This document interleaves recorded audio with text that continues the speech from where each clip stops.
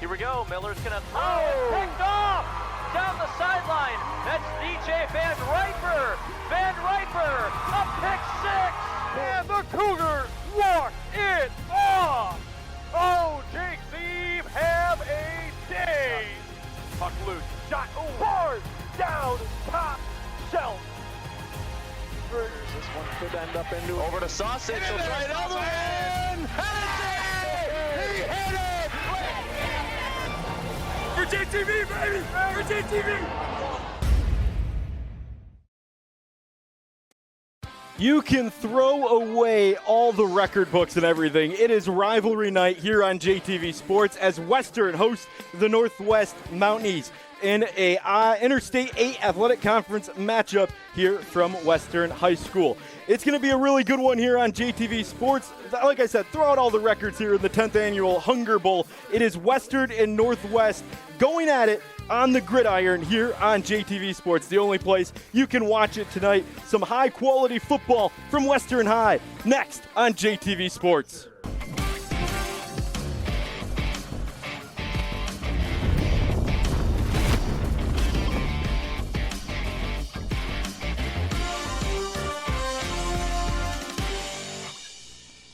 Well, hello and welcome to high school football on JTV, presented by Minuteman Sewer and Drain, and welcome inside the College Chevrolet pregame show, brought to you by College Chevrolet. That's Pat O'Dowd. I'm Matt Kibbe. We're so excited to have you along with us here on JTV Sports, and we said it in a tease. It's a game that you can throw away all the records, forget about it. This is a game that both teams have circled on the calendar year after year. Year after year. And we were down on the field talking to the coaches, and you could just feel the excitement. Both teams were warming up. Both coaches explained they don't have to fire up their kids for this. They know going in, when do we play Western, when do we play Northwest. And how you doing? Live TV. Hey, it's going to be an amazing night tonight, though. It's going to be a great game. Spectacular matchup. Should be a lot of fun. When you look at a game like this one, it's a tale of two different seasons, but really not the tale of two different seasons. Northwest comes in at a record of 2-4. They've gotten a couple of big wins. But for Western, they're sitting at 1-5. They're kind of on the down, but looking to use this game as a come up for the rest of the way. Yeah, that's exactly what it is. It's okay. This is where we're at, but we've got to finish the season. We've got to finish the season strong. We do it for the seniors. We do it for each other. We do it for the community, and the community has showed up in full support of this Western team despite the 1-5 record. Northwest crowd is going to be amazing as well. 2-4. Again, it's rivalry week. Nobody cares about the records. It's what happens over this next 2.5 hours. And it's the type of game that brings the community together, of course, celebrating the 10th annual Hunger Bowl. And you can see that when you talk to each of the coaches as well. There's more to football. There's more to the game this week. It's outside the lines that you're teaching these young players and young men how to be men in the real world. Yeah, didn't that stick out for you, too, with their conversations with the coaches? They love the game of football, but the lessons they're teaching these young men about it's more than football. It's about the community. That was pretty special to hear from both coaches, and it'll just be a wonderful event tonight. Well, this is the College Chevrolet pregame show presented in part by Liquid Death. Murder your thirst. And this has been the College Chevrolet pregame show. College Chevrolet in Albion, home of the Forever Warranty and free oil changes on Fridays for veterans. See their new and pre-owned inventory at collegechevy.com. Football next on JTV Sports. When it's cold, the last thing you want is your home's heater to quit on you. At 1 Hour Heating and Air Conditioning, our team of comfort specialists take the frustration out of the equation. From simple repairs to more complex fixes, we'll get you warm and comfortable quickly. Just call 855-1HOUR or visit onehourair.com. Don't forget, we're always on time or you don't pay it time. Always on time or you don't pay it time. Independently owned and operated, licensed in the respective state or county. Hard water can make your life at home miserable. No one wants to spend money on expensive products and chemicals to help deal with rusty appliances and discolored laundry. Tri-County Water has been helping local families and businesses solve their water problems for over 50 years. Call or visit us online at tricountywater.com today to schedule a free water analysis. We'll provide a solution tailored to your specific needs and your budget. Tri-County Water. Take control of your water today. Serving the Jackson community since 2007, G-Force Automotive is your local Auto Value certified service center. G-Force Automotive is a full-service repair facility. Our experience enables us to ensure your vehicle is well maintained year-round in everything from brakes to engine repairs to transmissions and oil changes. We are committed to keeping you on the road. Hi, this is Matt Clausen, owner of G-Force Automotive. Come see us for your next service visit. G-Force Automotive, where we make friends, one car repair at a time. Lester Brothers has been performing driveway installations for over 30 years. Crushed asphalt is one of our most popular driveway gravels and an overall Lester Brothers favorite. When spread properly, it can last for many years. It's 100% recycled, environmentally friendly, quarter of the cost of hot asphalt, dust-free, and ready for immediate use after construction. Contact Lester Brothers today for a free timely estimate for your future crushed asphalt driveway or parking lot. The Potter Center at Jackson College is raising the curtain on the 2025-2026 season.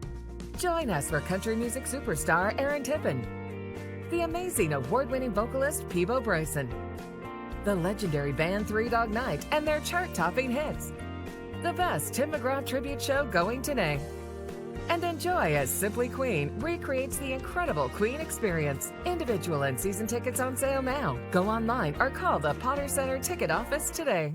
Grimes Plumbing Company is licensed and insured. Give us a call for all your plumbing needs. Water heater installation and repair, drain cleaning, leak repair. And remember, at Grimes Plumbing, we love water. JTV and orthopedic rehab specialists bring you the ORS photo galleries, your front row seat to all the action in Jackson. Every week, JTV is out in the community, capturing stunning full HD images of local events, festivals, and high school sports. Don't miss a moment. Head to jtv.tv now to browse, relive the excitement, and purchase prints of your favorite highlights. Did you know Alro sells more than just metals? We are a one-stop shop for all your plastic needs. Whether you need one piece or 1,000, Alro offers a wide selection of sheet, rod, tube, and custom machined parts cut to size and delivered next day. Visit alroplastics.com, your source for performance plastics. Welcome back here on JTV Sports. The band getting everybody ready here at Western High School as the Western Panthers take on the Northwest Mounties. Let's get right into it. Our Bernstein Advantage scouting report. The Bernstein Advantage at the Sam Bernstein Law Firm means honest advice, strong work ethic, and a family fighting for you. What is our scouting report, Pat? Got to start fast, right? It's a rivalry game. Everybody's nervous. You want to get that early momentum. So which team is able to start fast will go a long way to determining tonight's winner. Who's going to run the ball better? You got to control that line of scrimmage, right? You've got to be able to dictate the pace of play. You've got to kind of force your will on your opponent. Who is going to control the line of scrimmage? Have a better rushing attack tonight? That'll be a key. We just talked about it. Follows right in line of scrimmage. You know, it's those big uglies down low. They don't get a lot of time on the broadcast except for us with the Beef Brigade. We give them time. We give them time. Not many people do, but those linemen on each side of the ball, they're such a key to the game of football. We'll see who controls the line of scrimmage. That's the Sam Bernstein scouting report. Let's take a look at our Mauer Sunshine Car Wash Spotlight Player of the Game. This is who it's going to be. This is an easy one for you, right? I assume that everybody wants to see number 6, Roe Doe. There he is right there getting ready. Roe Doe is just a freshman. You don't hear that very often. Not just here. A freshman. Right. Big impact player. Interesting to hear from the coaching staff. Phenomenal football player, but an even better person. That was the big statement as well on Rowe, is that he's just a better person than he is a football player, and that's saying a lot because he's a great football player. You can visit Mauer's at 3500 Ann Arbor Road. Hey, while we're at it, let's take a look at our Superior Industrial Sales weather report. The weather, it's 67 is what it says, but it feels a little bit chillier on that field. But, you can throw out the weather. It's not going to matter here at Western. At least we got beautiful football, no rain in sight. Yeah, the kids don't care about the weather tonight. And this is really, for us, the first Friday that's felt like football weather. Yeah. We've had that unbelievable hot streak the last couple of weeks. So feels like football season.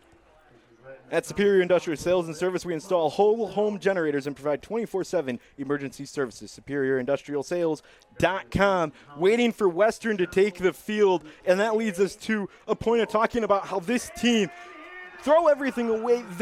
They are trying to set up really next year and finish this year strong. Yeah, I mean, this is a program that has gotten used to success. They've made the playoffs 7 years in a row. They're not going to make the playoffs this year. How do you turn the season around? How do you make it a successful season? It starts by knocking off your crosstown rival. You can feel it in the air. They're all fired up. The kids are fired up. The crowd's fired up. Nobody cares that they're 1-5 right now. And that's where they stand as they try and get something going. They're going to try and use Northwest as that launching point. It's a very young team, only 7 seniors on the roster. We've seen them on JTV before, and that's what they're trying to continue to build, that younger generation that's coming up and creating an environment that's going to get you back into the postseason. Yeah, Coach gave us some talking points before the game, and he said, these last 3 games are kind of a tryout for next year, too, because you've got a ton of talent. If you're the Western Panthers program, they've got a ton of young talent coming up, 9th and 10th graders. At this time, we'll step aside and lead way for the Western Band to lead us in our national anthem. Football next on JTV Sports.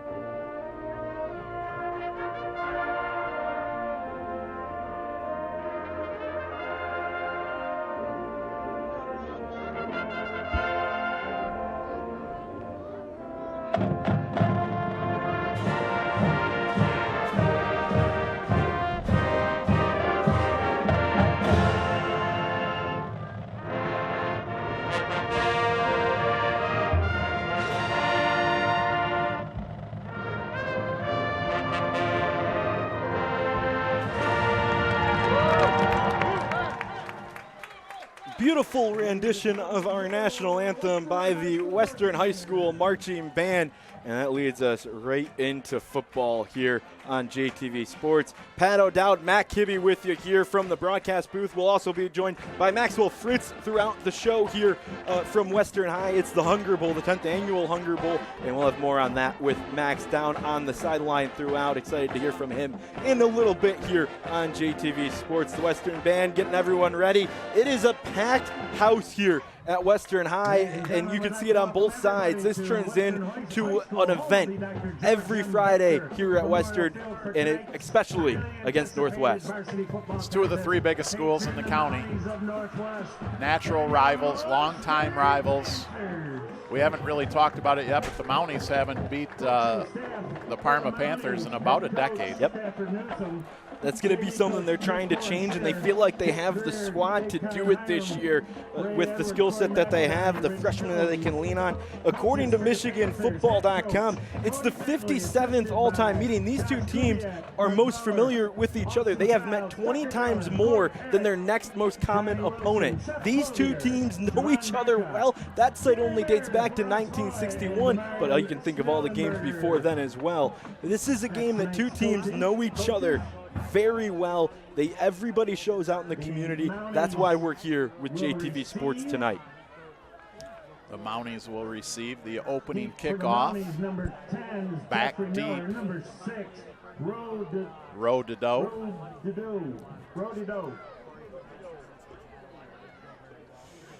12 minutes up on the board.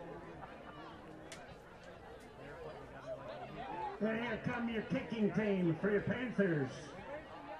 It will be Northwest receiving the kick. Western will send it away. The Panthers will play defense first, and we'll get a chance to see Ro Dedeaux immediately here. And we'll see if Western even elects to kick it towards him. No, they're going to kick it away from him. My guess is they're going to kick it away from him. That's Jeffrey Miller, number 10. He's a senior for Northwest.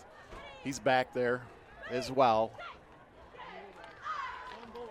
High school football on JTV Sports. It's the Western Panthers and the Northwest Mounties. Squibb in the middle of the field and taken down right at the 30 for Northwest, where they will get going. Tonight's first quarter is brought to you by Jimmy's Towing, reliable, fast, and fair. 517-750-4200. First and 10 for Northwest. They will start at their own, call it the 32-yard line. And we will get a chance to see the quarterback. That is Gabe Krishner, the senior for Northwest.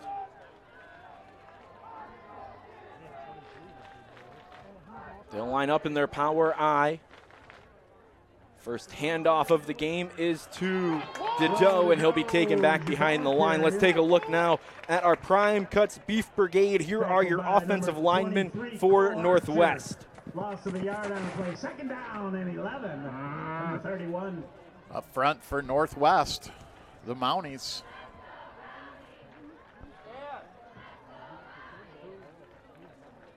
They rely heavily on some big men. Owen Hardcastle, Luke Andrews, a couple others. You'll also see Peyton Huey, who's a big one that they like having. That's the Prime Cuts Beef Brigade. And the second play from scrimmage is Dedeaux. Again, he'll go down. Prime Cuts is the big selection with small town charm. Stop by and see Joey Cold Cuts for everything you need for a tailgate, barbecue, large party, or just lunch. Prime Cuts, located on Horton Road, features over 250 items made in Michigan and over 180 items made right in store. PrimeCutsofJackson.com. Third down, 6 to go for Northwest. We've seen two handoffs to Ro Dedeaux from the quarterback in Gabe Krishner, senior to a freshman. Gets the third handoff in a row, and he's going to be stopped at the line of scrimmage, taken down quickly by Cole Archer, another key playmaker for Western. Coach Bentley could not say enough about Cole Archer, the difference he's made since he came back from injury. You see the tackle right there. Northwest has the offense still out on the field. Western has certainly controlled that line of scrimmage we talked about in the pregame. Let's see if it's about 4th and 5. Maybe they want to go hard count here, see if they can get Western to jump. Or they'll pull out something from the playbook. Man in motion, false start, flag down, and it's going to be backing them up 5, so that should bring out the punt unit for Northwest, or they'll stay on the field. They feel like they have a confident play to go for it. And you can see on the far side, Stafford Newsome is saying that the motion caused the false start, trying to get it on the defensive line. Good call by the officials. Northwest was a little anxious, jumped. Back them up 5 yards. 4th and 10. I cannot imagine that they're going to go for this at the 32-yard line. Deep in Western territory. They already have 10 seconds left. And they're going to sub, so if Western wants to, they can force a delay a game here. That's essentially what's going to happen. They're not going to get this off in time, and there is the flag for a delay a game. They'll back it up 5 more. Take a look at our Midstar Home Builders Coaches Corner. We want to thank the Keller family, owners of Midstar Home Builders, featuring modular homes designed for your needs. There's no place like home. It's Stafford Newsome for Northwest in his first season, going up against Cody Bentley in his first season. Cody Bentley, of course, has been the defensive coordinator for Western for the last 3 seasons, and he spent 4 years at Homer as a defensive coordinator, both going at it here today in the Hunger Bowl at Western High. So Northwest will go into the gun pat at 4th and 15, a long way to get the first, and don't want to give Western momentum. They are going to go for this. This is Christian throws it, and he's going to have enough for it. Caught at the first down marker by Jeffrey Miller, senior-to-senior connection, and they get it on 4th and 15. I'm telling you, I did not believe at any point that they were actually going to go for it on 4th and 15 on the road, deep in the Parma Panther territory. What a pass, a stripe right over the middle. They got exactly what they needed. First down, look at that, delivered right where he was the only guy going to catch it. What a play call. Confident coaching staff. And they go right back into their power eye where they try and control that run game. It's going to be a fullback dive, handoff right back up the middle. Anspo is the one who goes through. Osterburn makes it 2nd and 7. 4th and 15, deep in your own territory. They go for it and pick it up. We'll see. 47. Krishner will come back out, and again, after the 4th down conversion, now what can you do with it? There's 4 minutes and some have lined off. There's a rollout pass. Another one grabbed out by Anspo. He's going to go down the sideline, and coming from behind to make the tackle is Western. That was Brody Parrott, who came and made the touchdown-saving tackle, but that's another big play for Northwest. Brody Parrott. Going to be first down. It's number 4, Gabe Christner, with a nice pass there to Anspaugh, who did the rest of the work inside of the 10-yard line. All the momentum, that fast start we talked about in the pregame, the Mounties certainly have the momentum right now. We'll line up under center with Krishner. Road to Doe in the backfield. They'll hand it to him, and he'll get stood up at the line. Cole Archer breaks through the offensive line. The Beef Brigade couldn't hold strong there, and it's a tackle for loss for Archer. Not a lot of guys can stop Archer. Coach Bentley simply said, nobody has a Cole Archer. There's a reason he was an All-State selection last year, and certainly making a case for another one this year. He was injured earlier this year and came back, and now starting to make an impact again.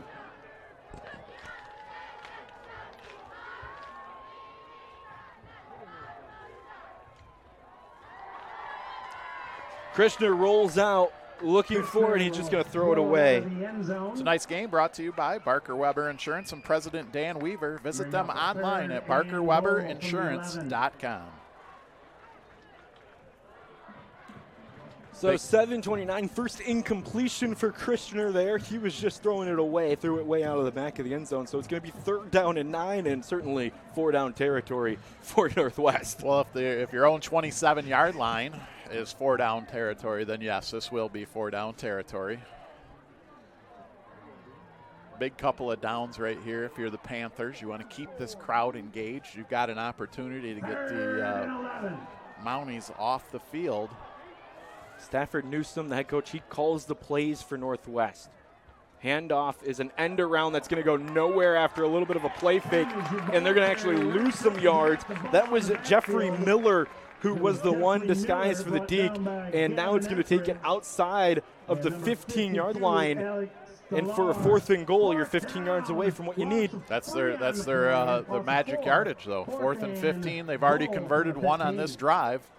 So you know they're confident. You know they have plays that cover this distance. They look like they're going to line up for a field goal, though. Try to get that 3-point lead. Be about a 32-yarder, Matt. Krishner is the holder. The kicker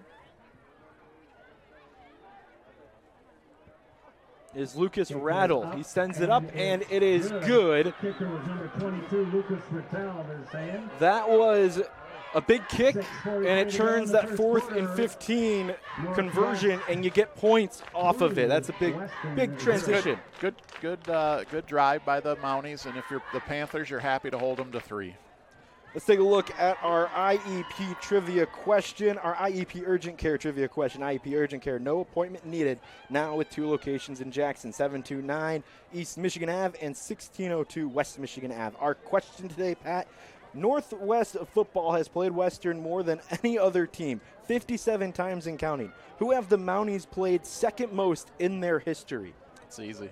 You got it already. I All right, have well, you're going to hang on to that. We mentioned that earlier. It is the most all-time, 57 times, and it is Western who leads the all-time record with 28 wins.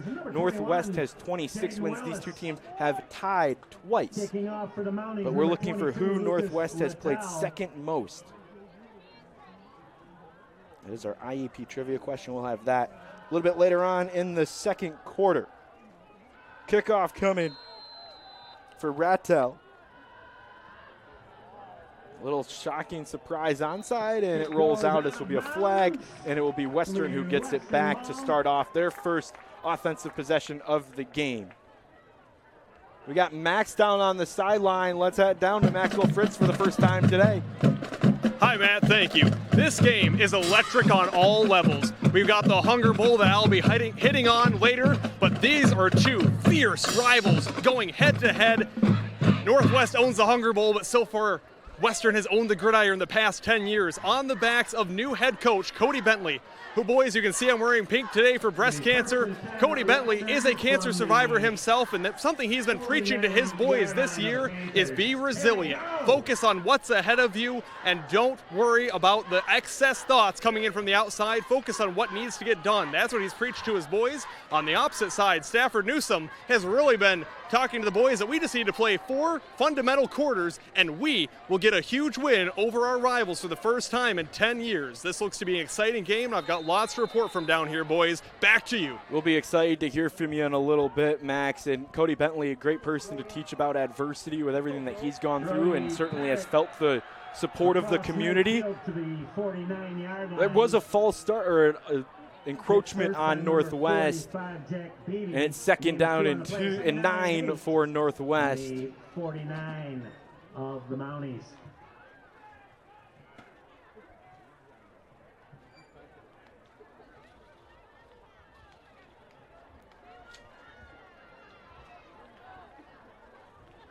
Western, on the offensive side of the ball, had to go through a lot of changes this year, Pat. They've made adjustments to their offensive scheme, it feels, week after week. And no different today. We had a full start there on Western, so it's going to back it up for second down. And those are the type of mistakes that you just can't afford to have when you're struggling offensively. The Panthers only put up 15 points per game. 5 yards playing from behind the sticks makes it tougher. It will be second and long for Western. 46. New center in this week as well for the Panthers. They have been dealing with a bunch of injuries really all season long. It's a young team as well. But when they come up to the ball, it's a brand new exchange.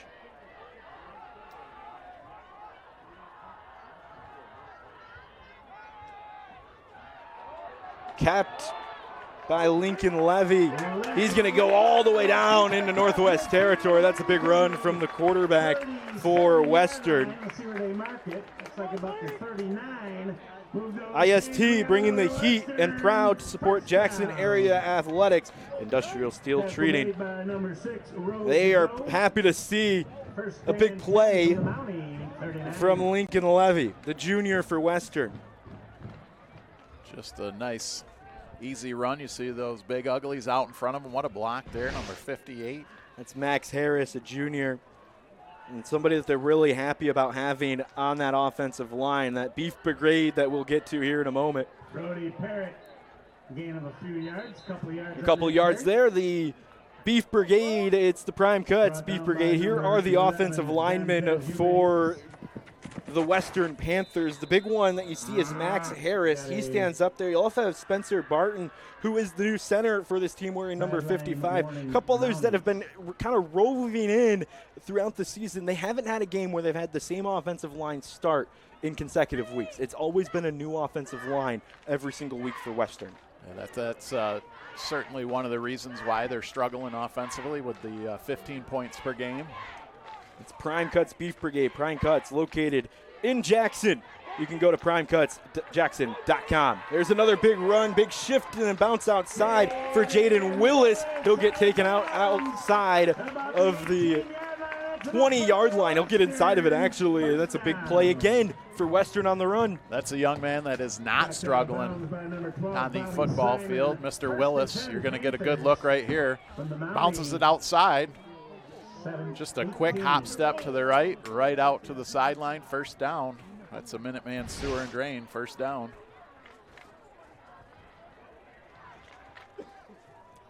So first down from the 18.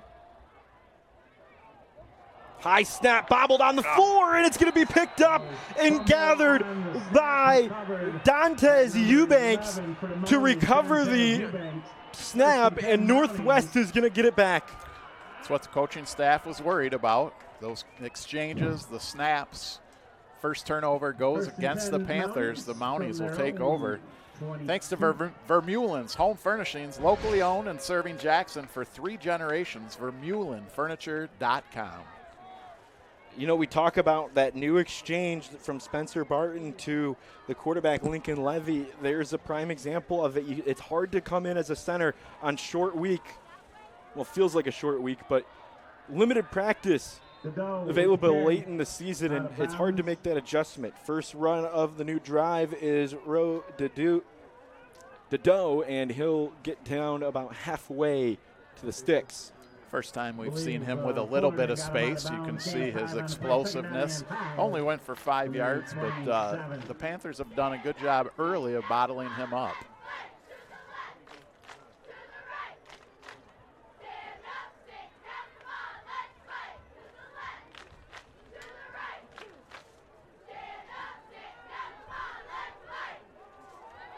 It'll be a second down for Northwest. The Mounties grab the sneak and the push all the way through the first down marker. Still going with some momentum. He was up in the air, so they'll stop the forward progress finally for Gabe Krishner. It looked a little bit like the tush push of the Philadelphia Eagles there. This not the prettiest football play in the playbook, but one that's effective. Picks up another first down. That's a first down sponsored by Minuteman Sewer and Drains. They open drains that others can't.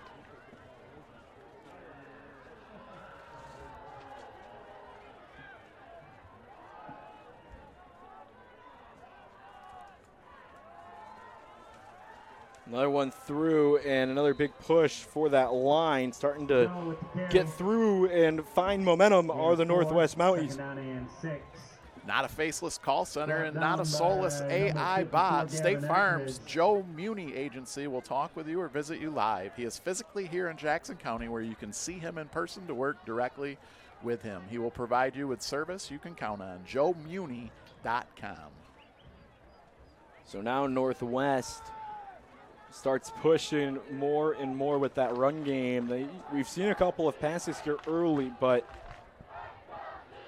they like to have that run game. There's a handoff up the middle again. This time it is to Jeffrey Miller, number 10 in white. He's taken down by a bunch of Panthers, mostly led there by number 65, Kyle Williams.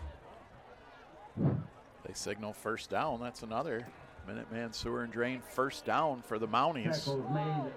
Force that turnover. They have moved the ball now offensively. First and 10. They're so effective with the run, it really sets up the pass. You know, Christner's been very effective this season because of the strength of this running game. You know, that's the interesting part. Both the head coaches are coordinators in their own right. One for the offense, Northwest, head coach, the offensive coordinator. Western, the head coach, the defense coordinator. Another one out to Dedeau. He'll get a couple of more yards and split the chains in half again. And actually, he'll get all the way up to 8 yards. So it's going to be a 2nd and 2 for Northwest here as they continue to move the ball. Freshman Ro Dedeau. Western 48. There's a little pitch play, try and get him to the outside. Yeah, the blockers out in front. Western does a decent job of holding him down, but it's not until 8 yards downfield. Fullerton got the tackle there. He was the one in open space, had to make an adjustment. It's the linebackers that like to come through, and there's another fall forward for the first down if they can get it. No, it will be short. 3rd and a long maybe one, maybe less than one. The Center for Family Health has been serving Jackson for 34 years. Their new pharmacy is now open. Visit centerforfamilyhealth.org.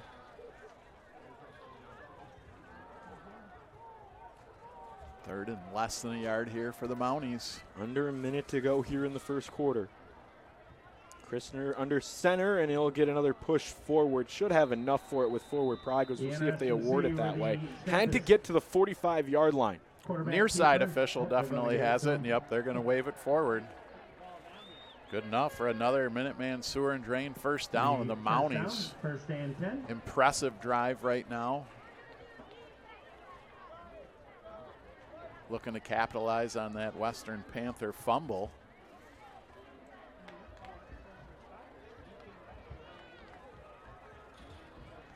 They'll wind the clock after the first down. The chains get reset. Northwest already has a 3-0 lead.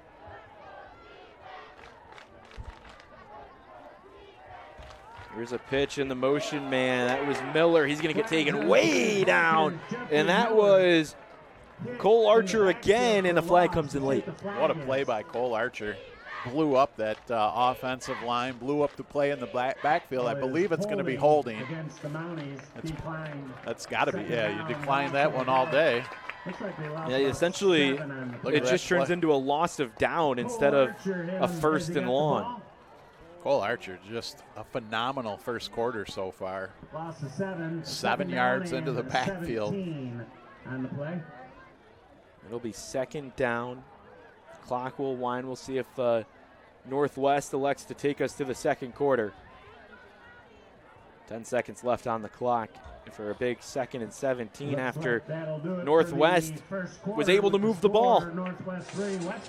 And after the first quarter of play, we've only seen one score. We've seen a turnover. It's 3-0 here on JTV Sports. We'll be right back for the second quarter of action.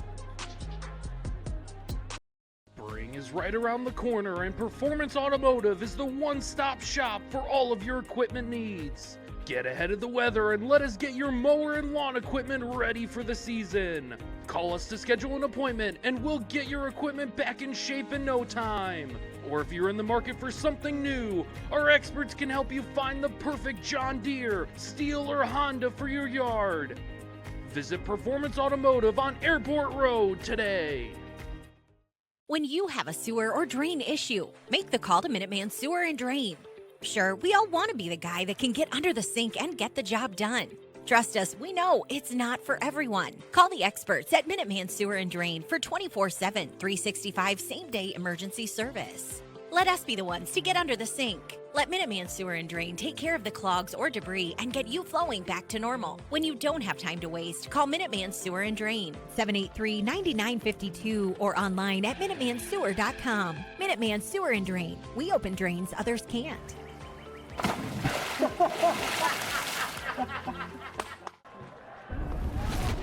Welcome back, Western Northwest. Our second quarter is presented by Consumers Energy, committed to reliable, affordable, sustainable energy. ConsumersEnergy.com. It is a 2nd and 17. A fake pitch and a handoff is going to go nowhere again. First man in is Gavin Etheridge for Western. Great defensive play again. That's 2 negative plays in a row. This is where the Panthers have to step up. They've got to get this Mountie offense off the field. 3rd and 17. Pat, Northwest so far has controlled this game. They caused the turnover when Western was knocking at the door, and now they've controlled the clock. They hold a 3-0 lead. Roll out. Long pass, looking for the open man. It's going to go over the sideline. It was targeted for Dennis Graham, but Krishner rolled out and just took him a little too far. Zach White with perfect coverage right there for the Panthers. Let's get back to our IEP trivia question. From IEP Urgent Care, a higher standard of urgent care from ER-trained providers. Our question was, Northwest football has played Western more than any other team, 57 times and counting. Who have the Mounties played second most in their history? Lumen Christi. You have Lumen Christi? It's obviously Lumen Christi. Correct answer, Eaton Rapids. Lumen Christi's the third on the list. I'd actually think that is correct. I think Pat's right there. I think Eaton Rapids just kind of sneaks up on you a little bit. The second most, and it's about 20 games difference between Western and Eaton Rapids. There's a comeback catch, and Dedeaux makes another fantastic play, the freshman. Again. If you're the Panthers, you've got to figure out these 4th and long. I mean, it's 4th and 17. That's almost no shot at making that happen. Christner just threw the ball up. Dedeaux went and got it. All credit to Dedeaux. He made a heck of a catch on this one. We'll take a look. Christner just threw it up. He just threw it up. 4th and 17. Just good ball awareness, knew where it was at.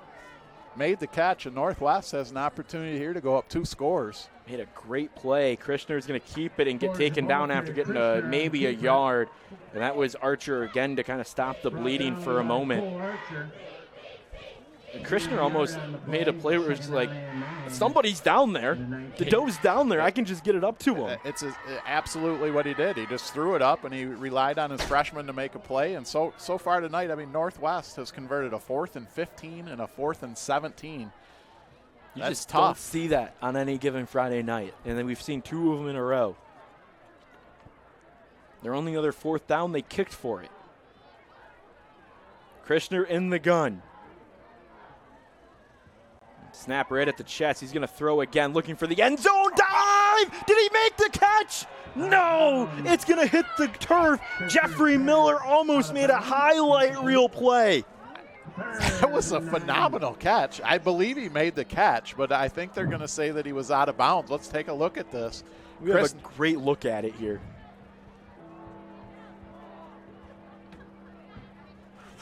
Wow, I don't know. We don't have I think he made the catch, and he had control of it through the ground. But, you know, the argument can be made that he didn't have that control until he rolled through the back of the end zone. Look at this. He lays out full extension. I mean, it looks like he brings it in here. There might have been, you know, those officials, though, they're 99% of the time going to be right. Here's another toss. Went just to the outside. Again, the target was looking for Dedeaux, and it will be another 4th down here for Northwest. Let's see if they elect to kick it here again. I still think, I'm looking at this, I think if we're at any other level, we're going to review that, and they're going to say that that was a catch. He's certainly in bounds. So despite dominating the early part of this game, Northwest, even if they make this field goal, only up 6 points. Rattel the kicker, he sends it away, and it is good again. That's 2 kicks from distance for Rattel with Krishner on the hold, and it is 6-0 in favor of Northwest, so a touchdown gets you back in it if you're Western. Yeah, I mean, you're a little upset, you're a little disappointed if you're on that Panther sidelines. You've given up a couple of big plays, but ultimately you've bent, but you haven't broke. You could be down 14-0 right now. You're only down 6. All it takes is one good possession. You're right back in it, possibly in the lead. And we've seen them take the ball the length of the field on their first possession. They looked solid. Just that high snap, the fumble, Northwest, very opportunistic, jumped on the ball. So, you know, Western, they're in it. Yeah, exactly how it's gone. It's just been back and forth who can make the big play, the momentum-changing plays. And so far, like you said, bend but don't break.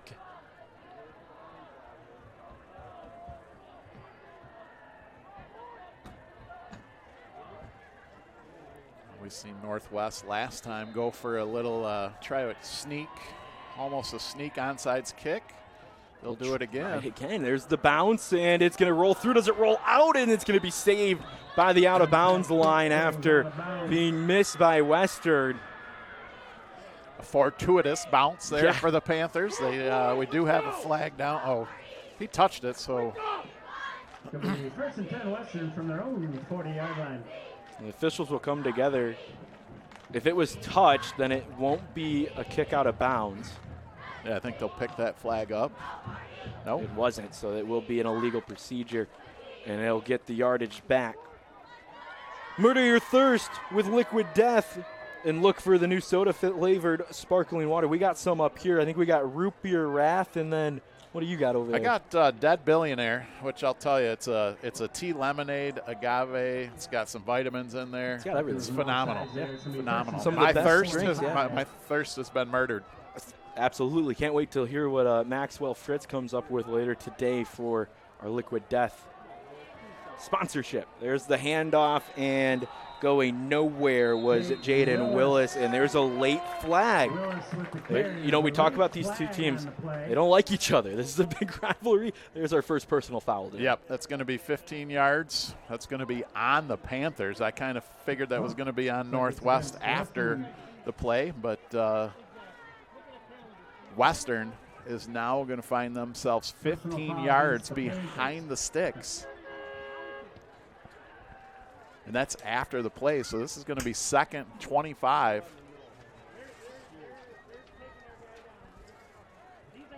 Long penalty after a loss already. So a long second down. And Western has to listen to the officials. Cody Bentley is out trying to get an explanation.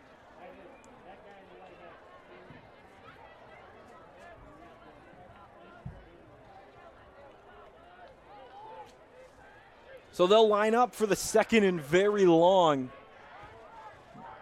from the 27-yard line. In the gun. Want to get about half of it here. They'll go to Willis. He'll get wrapped up and break free. Bounce to the outside for just a moment, and the breaking of the tackle doesn't mean a whole lot, but you get some of it back for a 3rd and long. Tonight's game is brought to you by Barker Weber Insurance and President Dan Weaver. Visit them online at barkerweberinsurance.com.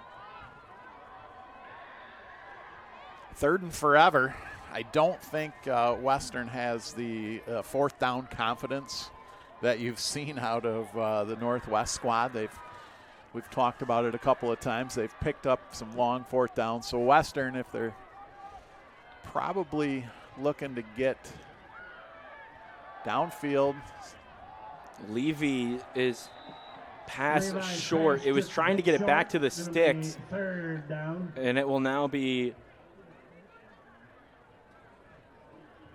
PA address announcer said it was 3rd down. It's 4th. It says 4th. That was the 3rd down play, so this should be 4th down. The first penalty was after the play, so the play counts. That was 2nd. Willis ran it on 1st down, ran it on 2nd down. So there's a late flag. They're going to wave off a flag, and it will be 4th down. I didn't see there was a flag thrown.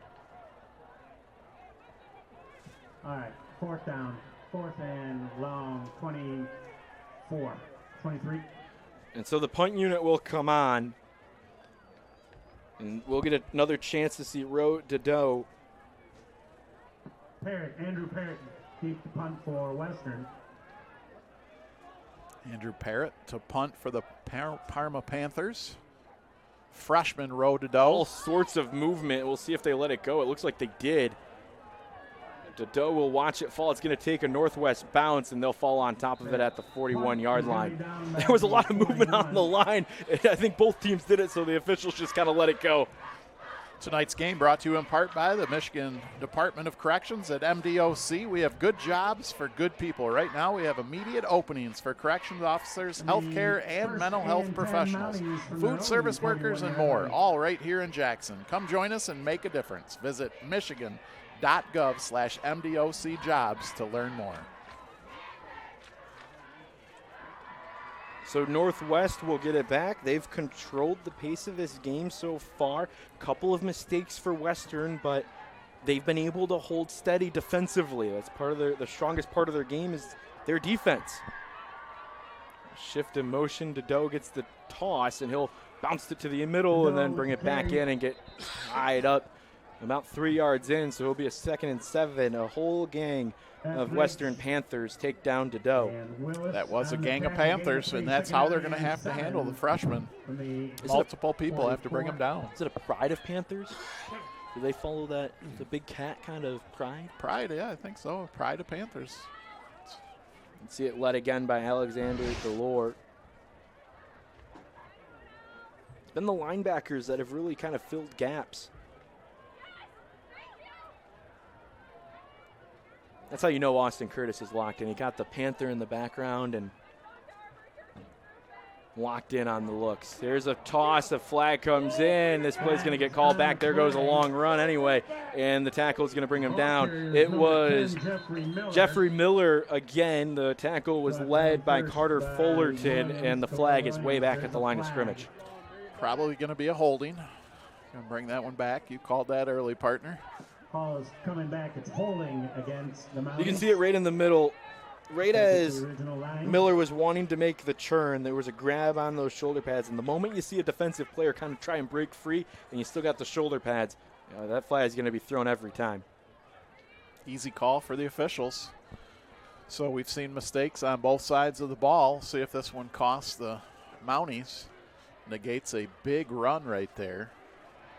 Buries them behind the sticks. It's a Northwest team that won their opening game and then just a couple weeks ago took down Marshall. Another handoff is faked and then given to Doe, and that's a big saving tackle. Davion Hughes is the one who got the last line of defense tackle. I was about to say he's gone. Hughes with the touchdown saving tackle. All of a sudden, it's 3rd and only 1. Much more manageable situation here for the Mounties of Northwest. The Insurance Circle, probably located in both Jackson and Battle Creek, is your one-stop shop for everything insurance. With over 50 years of insurance experience, the Insurance Circle has access to multiple insurance solutions for your business, home, auto, and more. If you are looking for a custom approach to your insurance needs, call Dave Rice, 517-888-5027, or get the conversation started at myinsuranccircle.com. The Insurance Circle Agency, where we'll know your name. Alexander Delore with a phenomenal tackle right there. The Mounties, however, were able to pick up that first down. It's another Minuteman Sewer and Drain first down for the Mounties. They have controlled this ball game. Right on cue, partner, thinking in line there. They've controlled everything about the timing of this game. They've held possession of this ball for well over at least a quarter at this point, and we've only played a quarter and a half. There's a big tackle again, originally led by Alexander Delore. It was Jeffrey Miller trying to get through the line, and you can see Northwest trying to kind of deke Western a little bit with who's getting the ball and who's going to try and break through the hole. It's a nice offensive program. A lot of different options on that Mountie offensive side of the ball. Got a quarterback that can chuck it. He can run it. You've got 2 running backs that are skilled and a fullback tough as nails. Gabe Day is the nickname of Gabe Krishner, and he's looking for an opening. Gets around a defender, and now we're going to escape. It's sack time for Western as they take down Krishner. It was led by who else but Cole Archer. Yeah, give Brody Parrott, number 4, a lot of credit for Western. He was in there first. Well, that's Archer actually got there first. I thought it was Parrott that had got there first. There's Parrott. They finish them off together. Just good team defense right there by the Panthers. It's 3rd and forever. It's hot tub season, and you can find the best models and selection at locally owned Great Silk Hot Tubs, located at 827 Horton Road in Jackson. We love Great Silk Hot Tubs. I would love to get one up here, as we always do. Eventually, we'll call a game from the hot tub. Okay. I like it. 3rd and very long. Krishner alone in the backfield. Takes the snap. He's not afraid to sling it. Goes towards Doe, and it's just overthrown. And the coverage, a little bit of help there from Jaden Willis and some others, but a pass that just couldn't connect, and it's going to be a 4th and 20 for Northwest. And, you know, at this point, Western knows what Northwest is looking to do on them. 3rd, 4th, and longs. They're going to find Doe. Willis came over the top for support out of his safety position there. Really tough position. Kind of go with a little bit of a no huddle. Don't allow Western to sub, and Northwest has Krishner looking to the sideline. 4:29 left to go in the first half of play. Doe is locked up on the outside. He's at the bottom of your screen. Movement, false start. We're going to see 5 yards farther away from the sticks. It will be a 4th and 25 for Northwest. So they punt here, right? Probably not at this rate. Encroachment on the defense. Oh, actually, it was not a false start. It was an encroachment. I thought I saw motion, but the defense jumped, and now you're definitely not going to see them punt with it moving to 4th and 15. They've already gotten one of these today. They're 2 for 2 on 4th downs, and then they've on their other 2 4th downs, they just kicked the field goals to make it 6-0. So a more manageable 4th down. Krishner will look to the sideline. 2 receivers out, and it's going to look like it's going to be a pooch punt. It was Krishner who backed up, and then he does punt it away. And he's going to flip the field. He's going to get a Northwest bounce picked up by Jaden Willis. Willis is going to split 2 defenders, try and get away, and not able to. Punt will be picked up by And the Willis. tackle, it looked like it was Tackle was made by Miller. by It'll be first and 10 Miller. Western. On their own 20-yard line.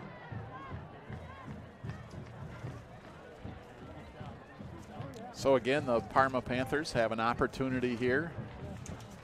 Down by 6. Sports fans, you root hard for your team. Does your banker do the same for you? At Old National Bank, you will get a local banker who cares. Whether you're buying a home or planning for retirement, you need someone in your corner. Stop by our local Jackson Banking Center. Megan, Tiffany, Janari, and Jason will be sure to help. Pursue your dreams with Old National Bank, member of the FDIC, equal housing lender. Levi gets that drive started with a nice 8-yard run. Gain of 8, second down and 2. 2nd and 2 for the Western Panthers. They find themselves down 6.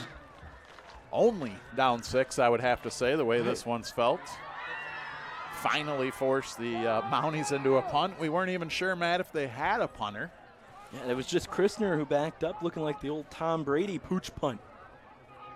Handoff to Willis. He'll go around the corner on that left side. He'll have enough for the first down, and it will be a reset for the Chains after some Mounties go over and make the tackle. Led in part by Jack Beebe. That first down, courtesy of Minuteman Sewer and Drain. They have video technology to inspect clogs in your drains. Very patient run here by Willis. You'll see him. He had big number 58. Out in front of him, you see the patience there. Waits till the block sets up. Picks up the first down. That's Max Harris, number 58 that you mentioned. He's somebody that this coaching staff has highlighted multiple times and somebody they want to run behind. Here's the handoff on the misdirection for Brody Parrott, and he is going to get about 6. It will be 2nd and 4 after the first down run. Finish that thought on Max Harris, but he worked hard this summer to get really into even better shape, and he was considered really the best lineman they had last year, and that was his sophomore year. Ended up getting that late in the season, and now we see him in his junior year. He's going to be a menace for the rest of this season and next year. I wouldn't want to see him if I'm a linebacker or a defensive back. See him pulling. He moves again. He's going to be the lead blocker for Willis. Again, he gets the big body in front, and that allows Willis to get a couple more yards. Man, when you see a pulling guard make a play like that, it fires you up. On cue, I would not want to see that young man running downfield in the crowd. Did you hear the energy that he just brought to the crowd with this block right here? It wasn't Willis. Look It at was right there. Wow. Max Harris. Not very often do you hear the public address come in and say that the lineman is the reason you got the first down. But Max Harris deserves it there, and he gets his credit. The PA announcer out here, John Thompson, he's a legend. He knows football. He's seen who made that play. There's an end around, splitting the gap in, getting by, heading for the pylon. Brody Parrott is going to hit Pater, and it is tied. Just like that, a misdirection play. Brody Parrott takes it all the way to the house, ties it up at 6, and just like that, everybody on the Western sideline, here's a nice look. There you see him again. That's Max Harris with a key block. Parrott blocks the tackle, then it's just a race to the end zone. Somehow, some way, the Western Panthers have an opportunity to take the lead with this extra point. 2:18 to go in tonight's second quarter.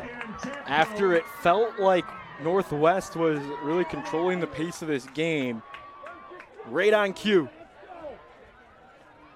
Luke Harrington for a chance to take the lead. He'll get it just past the diving block attempt, and it is 7-6 for the Minions.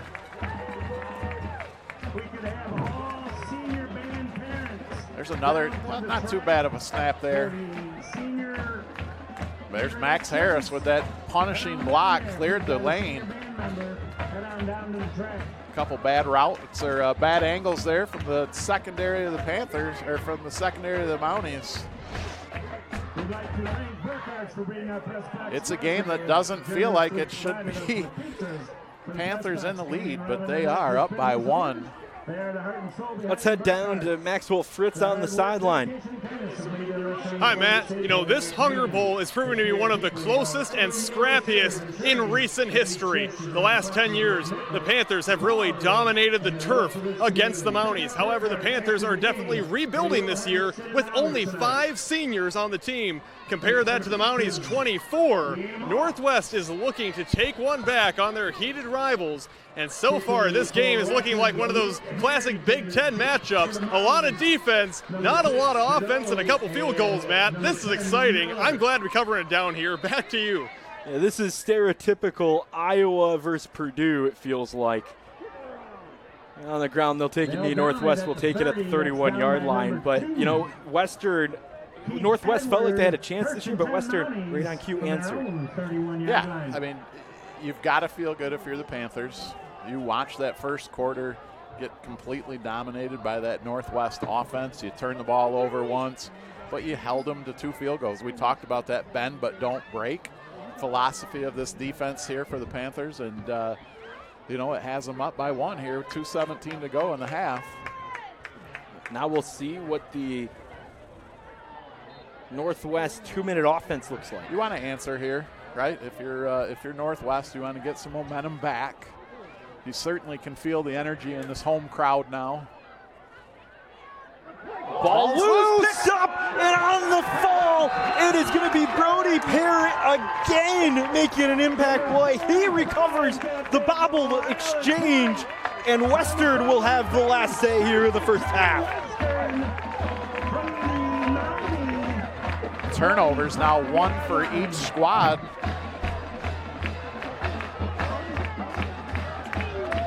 Look at it, it was a handoff to Rodedeau, and he just couldn't hang on to it. And there is Brody Parrott after scoring the touchdown the first play after he gets the turnover. Pretty good set of downs right there. You take it 48 yards to the house and you recover a fumble. Here's Willis going behind his big lineman Harris. He'll cut back into the middle and cut the second down to 2nd and 2 after an 8-yard gain from Willis. Doesn't show up on the stat sheets, but Levi does another really good job handling that snap. It was a high snap. Didn't panic. Was able to get the ball to Willis there.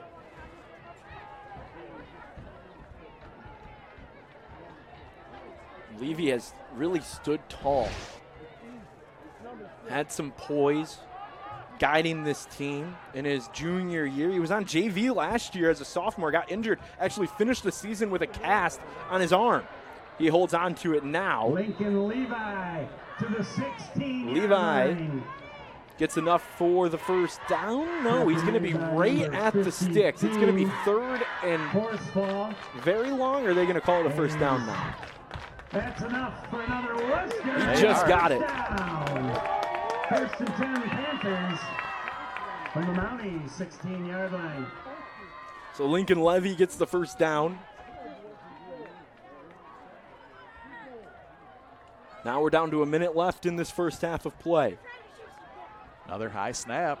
Parrott tries to cut back into the middle of the line, and it will be Brody Parrott with the carry. A bunch of Mounties who got around and tried to take him down, led by brought down by number 45, Jack Beebe. Gain of 3, 2nd down and 7. Timeout. Timeout by the Panthers. 51 seconds, plenty of time. Jackson is proud to team up with Western High School. Second, about 7 coming up after this timeout. Big opportunity here, Max, to extend that 1-point lead. Keeping your athletes healthy, strong, and in the game. Backed by a full team of sportsmen. Here's a word from Computer Ties. Of all ages. Need computer help in Jackson? Computer Ties does repairs, network support, and custom PC builds, fast and reliable. JTV's IT support is provided by Computer Ties.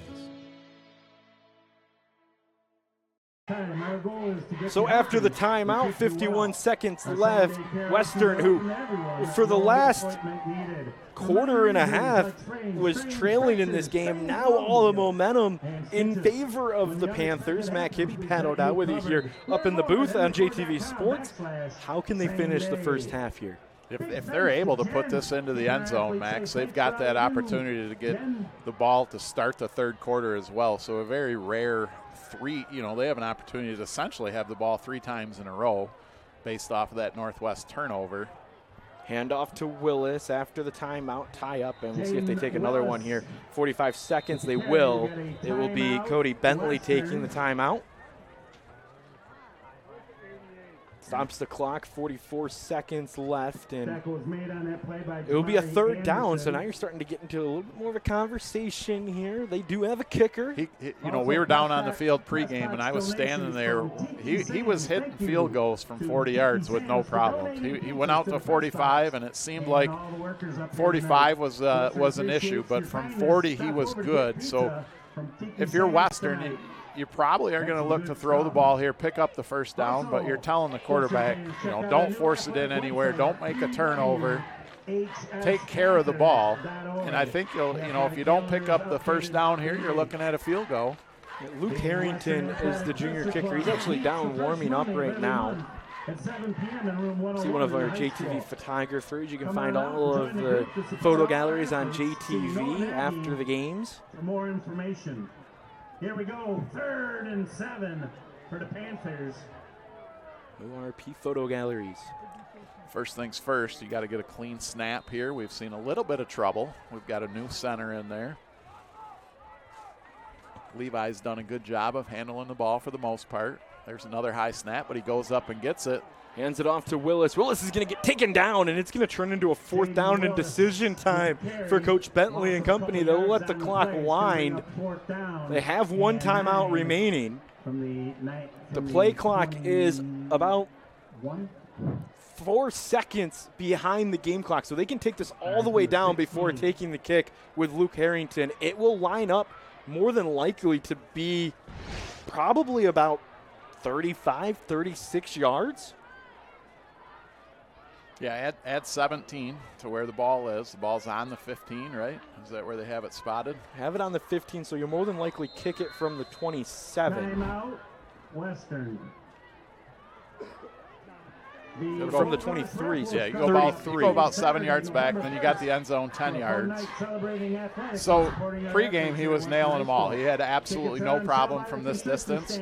It's a little bit different when you have 11 guys trying to block it. And he didn't have pads on when he was kicking, too. Right. A little bit more. There's one didn't have his helmet on. I always love when I hear announcers say, well, in warm-ups, he was kicking it from 55. Well, there's nobody else out on the field. He was, like you said, though, during those warm-ups, he was good from 40. Yes. So you can bring him in a little bit now with that pressure. He has the leg. Trust. Absolutely. He has the leg.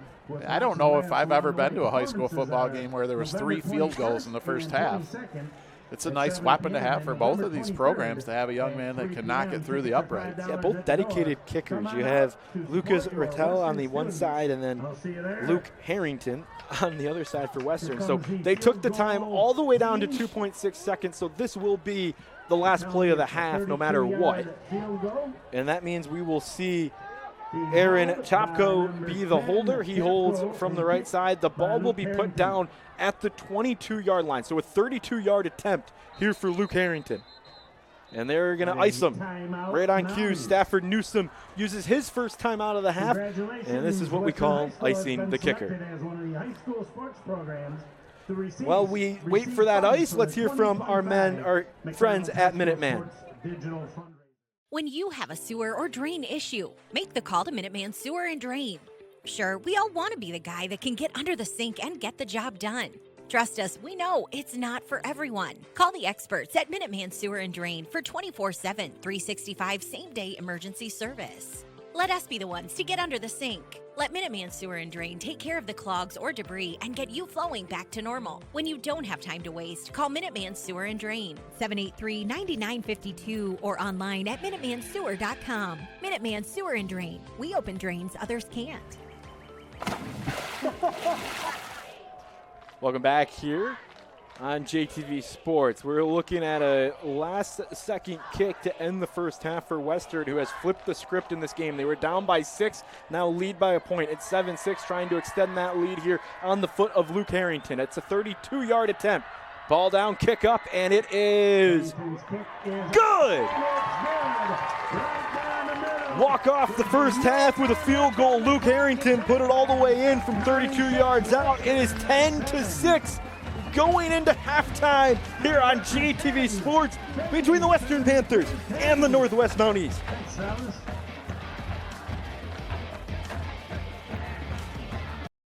At the David Geeson Agency, we're right here in Jackson County.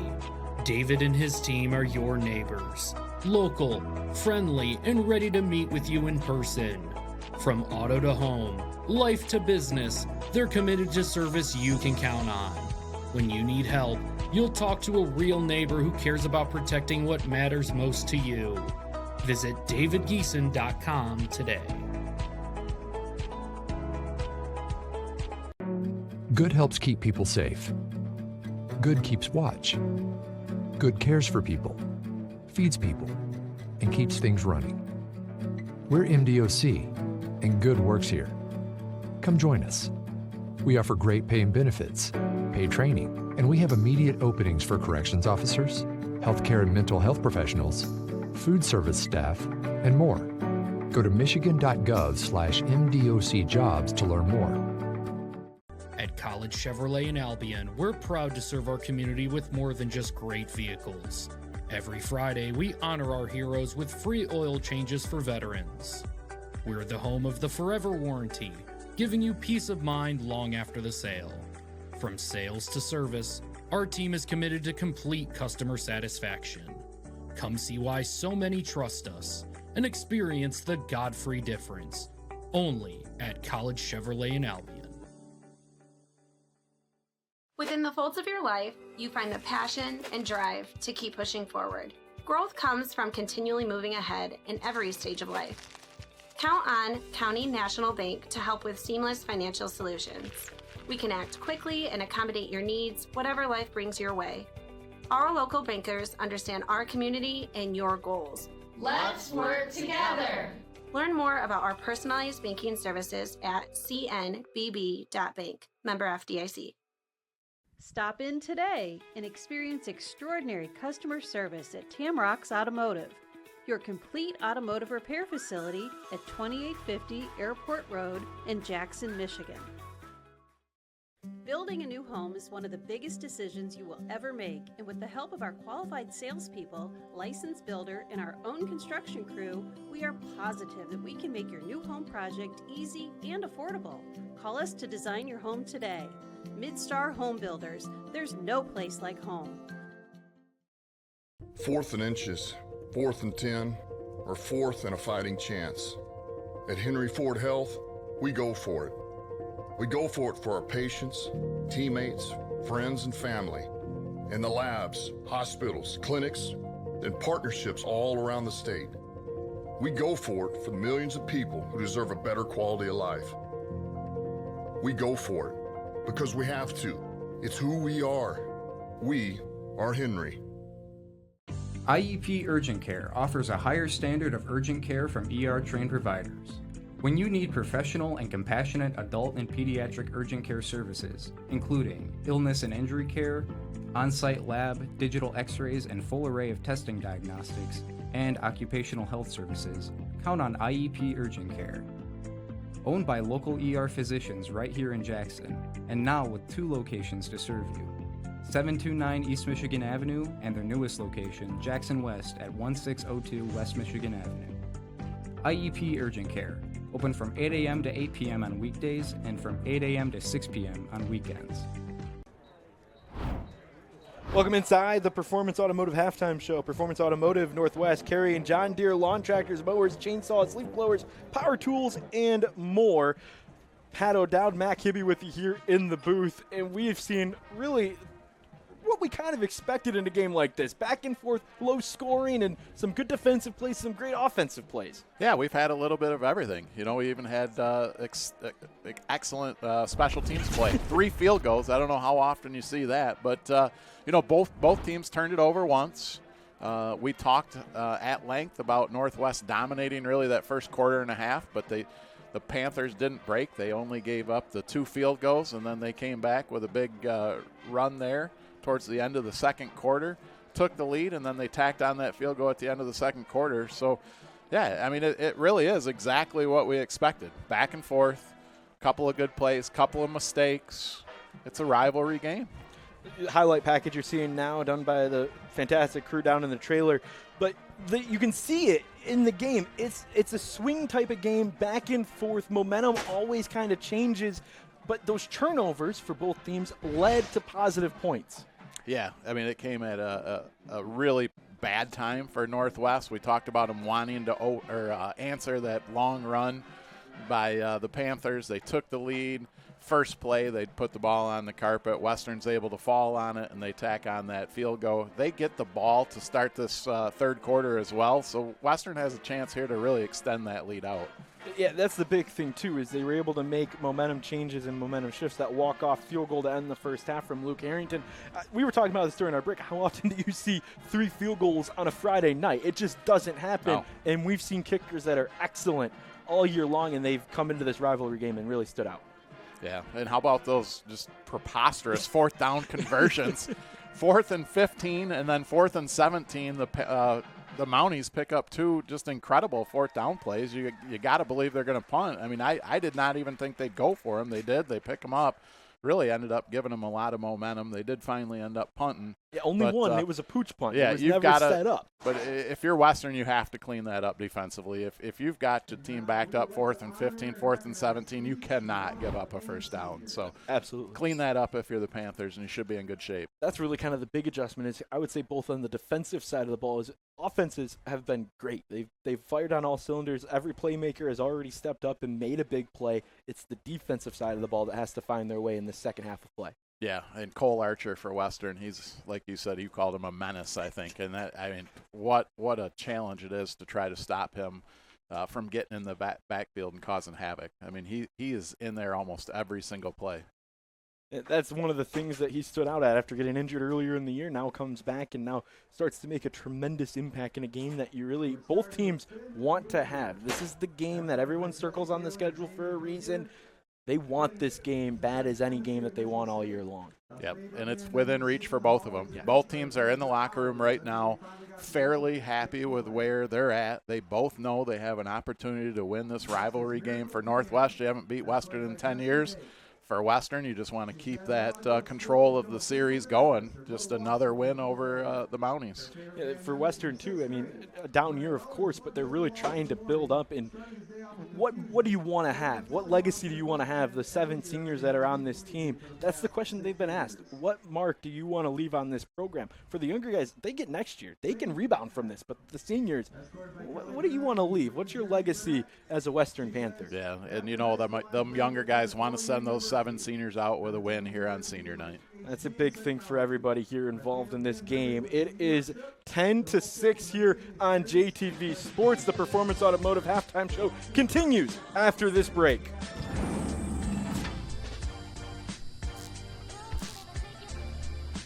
College Chevrolet in Albion. General Manager Norm Simpson and his team are raising the bar. Every Friday, we honor our heroes with free oil changes for veterans. We're the home of the Forever Warranty, so your peace of mind goes the distance. From sales and service, we're committed to complete customer satisfaction. Every visit, every time. Come say hi to Norm, take a test drive, and experience the Godfrey difference today at College Chevrolet in Albion. Mauer's Sunshine Car Wash is proud to be a professional and fast service in the Jackson area.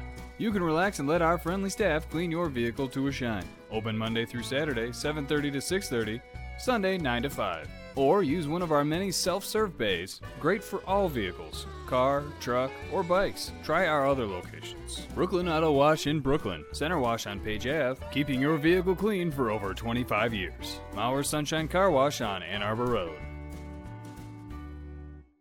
At Insurance Circle Agency, we believe in personal connections. We specialize in a consultative approach where we'll take the time to know your name and your unique story.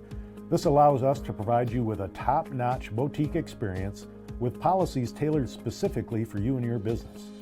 Taking this approach allows us to ensure you have the right package to fit your unique needs. Your peace of mind is our priority.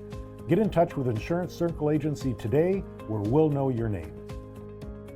Willis & Jurisic is your one-stop shop for accounting, tax, and consulting needs. As the largest locally owned CPA firm in the Jackson area, their nearly 30 team members take a proactive approach in recognizing the current and future needs of each of their clients, never settling for providing an average experience. Their persistent drive to add value to clients, both large and small, has solidified their clients' confidence since 1967. Willis & Jurisic is focused on your future. At Lamers Heating and Air Conditioning, we're proud to celebrate 60 years of keeping your home comfortable and your air just right. For 6 decades, our community has trusted us to deliver reliable service, and we want to take a moment to say thank you. Because of your support, we've been able to grow, serve, and give back to the very community that made it all possible. Here's to many more years of serving you. Lamers Heating and Air Conditioning, your trusted neighbor for 60 years. Call it a sense of purpose, a higher calling. At Dean Transportation, we call it our passion. It's simply who we are. 60 years of pioneering the best health and safety standards because safe student transportation is essential. We are hard-working folks, connecting children to learning, schools to our communities, and you to a better career. Want to make Mid-Michigan a better place? We'll put you in the driver's seat. Join the Dean family today and help to connect our kids to brighter futures. High School U.S. history teacher. Welcome back to the Performance Automotive halftime show here from Western High School. It is a 10-6 ball game in favor of the Western Panthers over the Northwest Mounties. And right now, Pat O'Dowd, Matt Kibbe with you, but we're going to send it on down to Maxwell Fritsch with an interview about the Hunger Bowl here at Western High.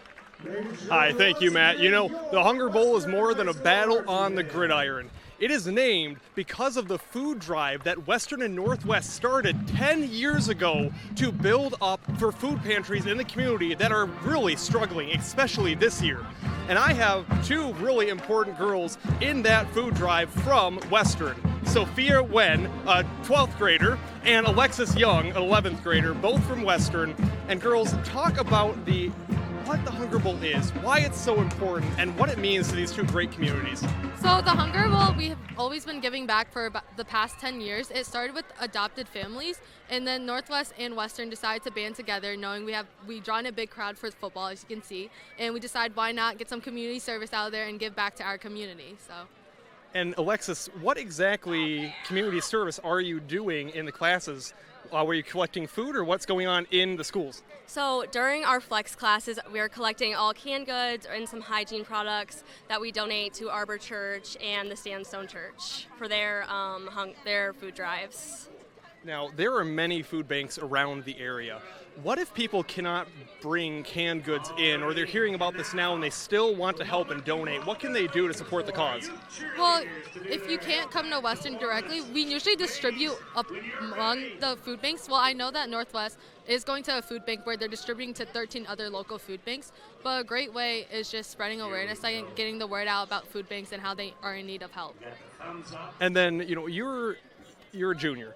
What does this mean to you, making this big of an impact at this young of age, knowing that you're servicing something bigger than just yourself? Yeah, it just feels really nice to be able to help people even in high school, because I know I'll still be able to do it afterwards, and it's just so nice to be able to help people that need the help. And then girls, I have to play the Northwest side because you're both from Western. My wife teaches at Northwest because it is for good, but it's also a competition. And Western has dominated on the gridiron. They've won the football games, but Northwest has won the Hunger Bowl every year. I know this year, the Western is trying to change that. How have you ramped up your efforts at the school level to combat Northwest's dominance over the last 10 years? I think, honestly, we get the word out that Northwest has beaten us for the past 10 years, and that does get our students riled up a lot and want to give back even more in order to beat Northwest. And girls, where can people send the food, the money to? Do they send it directly to the food banks? Can they contact the superintendents at Western or Northwest? Where is the direct route? Honestly, probably either way. Any way you think, like whatever's easiest for you, where you can just help anyone. Well, girls, thank you so much. We'll see who comes out on top. It's announced at halftime, correct? Yeah. So coming up very soon, who will win the Hunger Bowl? Will Northwest go 11-0 undefeated, or will Western come back and take one from the Mounties? Back to you, Matt and Pat. An update from you, Maxwell, a little bit later on. Can't wait to get that update from you a little bit later on, Max. Thanks so much for that interview. Great job down there. Pat, we're getting ready for the second half of play. We're going to step aside and finish up the Performance Automotive halftime show a little bit later on when we come back here on JTV Sports. When it's cold, the last thing you want is your home's heater to quit on you. At 1 Hour Heating and Air Conditioning, our team of comfort specialists take the frustration out of the equation. From simple repairs to more complex fixes, we'll get you warm and comfortable quickly.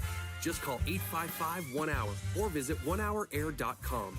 Don't forget, we're always on time or you don't pay it time. Always on time or you don't pay it time. Independently owned and operated, licensed in their respective state or county. Hard water can make your life at home miserable. No one wants to spend money on expensive products and chemicals to help deal with rusty appliances and discolored laundry. Tri-County Water has been helping local families and businesses solve their water problems for over 50 years. Call or visit us online at tricountywater.com today to schedule a free water analysis. We'll provide a solution tailored to your specific needs and your budget. Tri-County Water. Take control of your water today. Serving the Jackson community since 2007, G-Force Automotive is your local Auto Value Certified Service Center. G-Force Automotive is a full-service repair facility. Our experience enables us to ensure your vehicle is well-maintained year-round in everything from brakes to engine repairs to transmissions and oil changes. We are committed to keeping you on the road. Hi, this is Matt Clausen, owner of G-Force Automotive. Come see us for your next service visit. G-Force Automotive, where we make friends, one car repair at a time. Lester Brothers has been performing driveway installations for over 30 years. Crushed asphalt is one of our most popular driveway gravels and an overall Lester Brothers favorite. When spread properly, it can last for many years. It's 100% recycled, environmentally friendly, quarter of the cost of hot asphalt, dust-free, and ready for immediate use after construction. Contact Lester Brothers today for a free timely estimate for your future crushed asphalt driveway or parking lot. The Potter Center at Jackson College is raising the curtain on the 2025-2026 season. Join us for country music superstar Aaron Tippin, the amazing award-winning vocalist Peebo Bryson, the legendary band Three Dog Night and their chart-topping hits, the best Tim McGraw tribute show going today, and enjoy as Simply Queen recreates the incredible Queen experience. Individual and season tickets on sale now. Go online or call the Potter Center ticket office today. Grimes Plumbing Company is licensed and insured. Give us a call for all your plumbing needs. Water heater installation and repair, drain cleaning, leak repair. And remember, at Grimes Plumbing, we love water. JTV and orthopedic rehab specialists bring you the ORS photo galleries, your front row seat to all the action in Jackson. Every week, JTV is out in the community, capturing stunning full HD images of local events, festivals, and high school sports. Don't miss a moment. Head to jtv.tv now to browse, relive the excitement, and purchase prints of your favorite highlights. Did you know Alro sells more than just metals? We are a one-stop shop for all your plastic needs. Whether you need one piece or 1,000, Alro offers a wide selection of sheet, rod, tube, and custom machined parts cut to size and delivered next day. Visit alroplastics.com, your source for performance plastics. Welcome back. Northwest and Western in a tight battle here. 10-6 is our score here on JTV Sports. We're just about ready to get going here in the second half, but Matt Kibby-Petto down with you up here in the booth.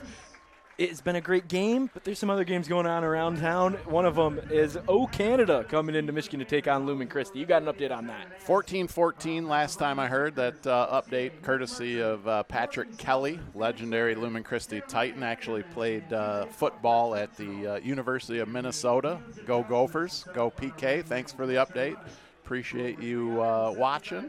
That's the only update I have, though. I have one for you here because I know we have a big game coming up here tonight. Game 5 between the Mariners and the Tigers. Tarek Skubal on the mound going up against George Kirby. Here's the thing I'm going to tell you because I know everyone's going to have the Tigers on, but you have the ability to put JTV on your phone so you can stay with us, or you can keep JTV on TV and then put the Tigers on your phone and double screen it so that you can stay with us here for the finish of Northwest versus Western.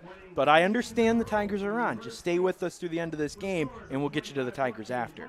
Skubal has to win, right? There's Absolutely. no way he loses to Seattle 4 times in one season. No, right? He's got to. But that lineup.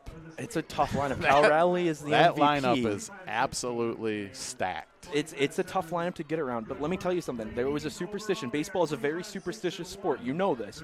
The Seattle coach, I can't think of his name off the top of my head, but the coach from Seattle University that was Tarek Skubal's college coach had been at his previous 2 starts against Seattle that didn't go great. They were losses.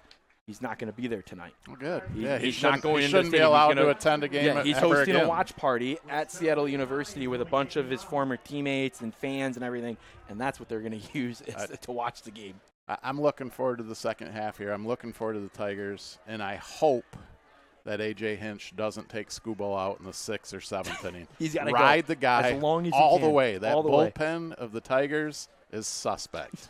Let me officially wrap this up. That has been the Performance Automotive Halftime Show here on JTV Sports. Thanks so much to Performance Automotive for allowing us to have some fun during the halftime. We'll have an update from Maxwell Fritz in a little bit here about the Hunger Bowl, but the second half of play is something that we want to look at now. It's going to be a really telling story of these two teams' season. This could be a defining moment to build on the rest of your year and going into your off season, right? Yeah, you've got 3 games left. You're 1-4. You're 2-4, 1-5 for the Western. You're 2-4 for Northwest. But if you're able to win the Hunger Bowl, if you're able to win this rivalry game, set yourselves up, try to win your final 3 games, and it's nothing but momentum for the program going forward. We've seen 3 field goals. We talked about the special teams and everything that comes with that. But we've also seen a lot of big runs in this game. Whose line can hold through the last 2 quarters here, the last half of play? Whose line can dig deep and get you those extra yards? We've seen Western really rely heavily on their guards, but Northwest also has a really good front line.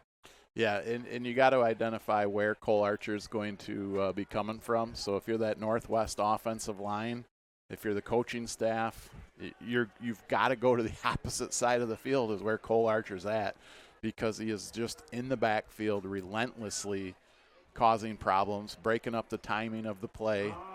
Identify where Cole Archer's at.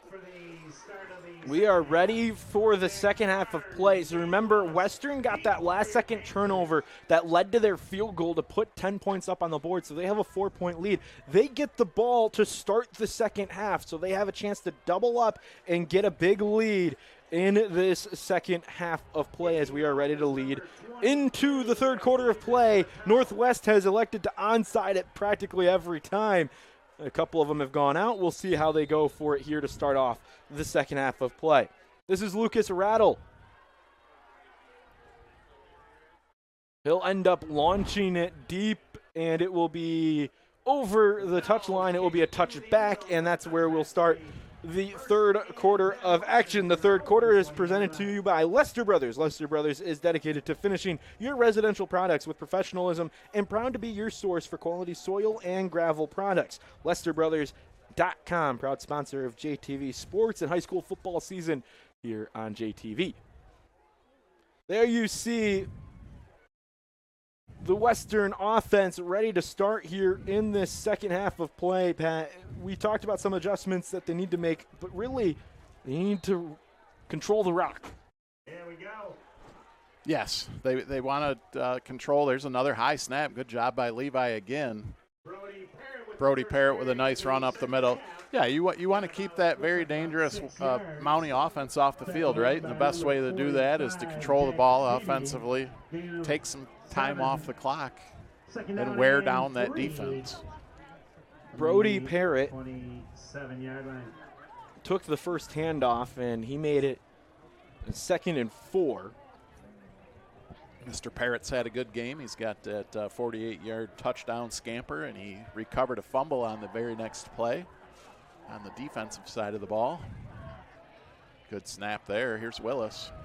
After the handoff from Levy, finds a hole, gets through, has a lead blocker in numbers. There goes Jaden Willis trying to break the final tackle. He won't. It was Jeffrey Miller who came back and got the touchdown saving tackle, but that's a huge run for Jaden Willis.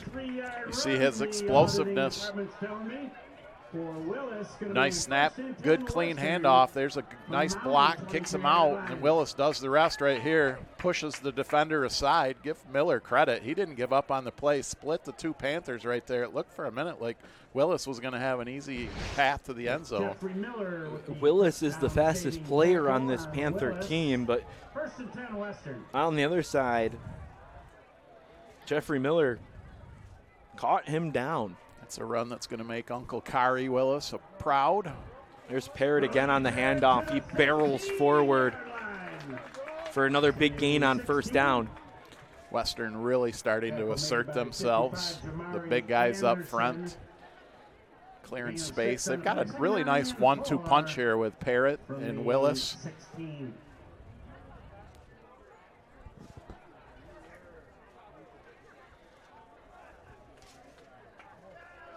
So opening drive of the second half for Western.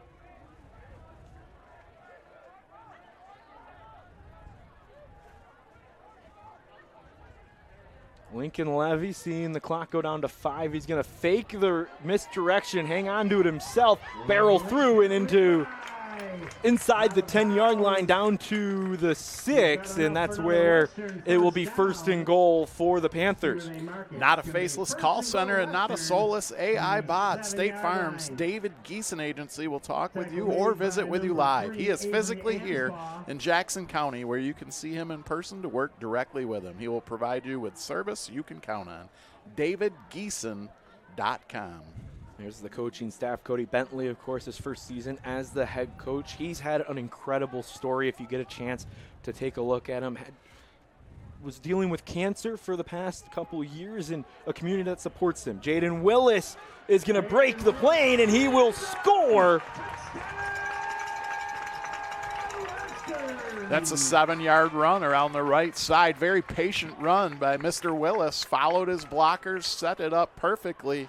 Able to cross the goal line. It's now 16-6 in favor of the home team, Western Panthers. For Willis, that's his 4th touchdown of the season.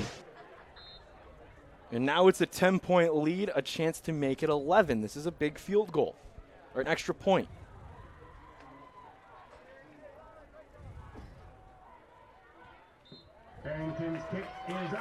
Up and good. It is 17-6 here on JTV. Max Fritz down on the sideline. What do you got for us? Hi guys, I'm down here at Taylor Grant, aka GRU. It is Minions night tonight in the student section, and Taylor's got a really important message for all of her minions. Minions! Tonight we drink liquid death! Let's go murder the thirst of some of these minions. Thanks to Taylor.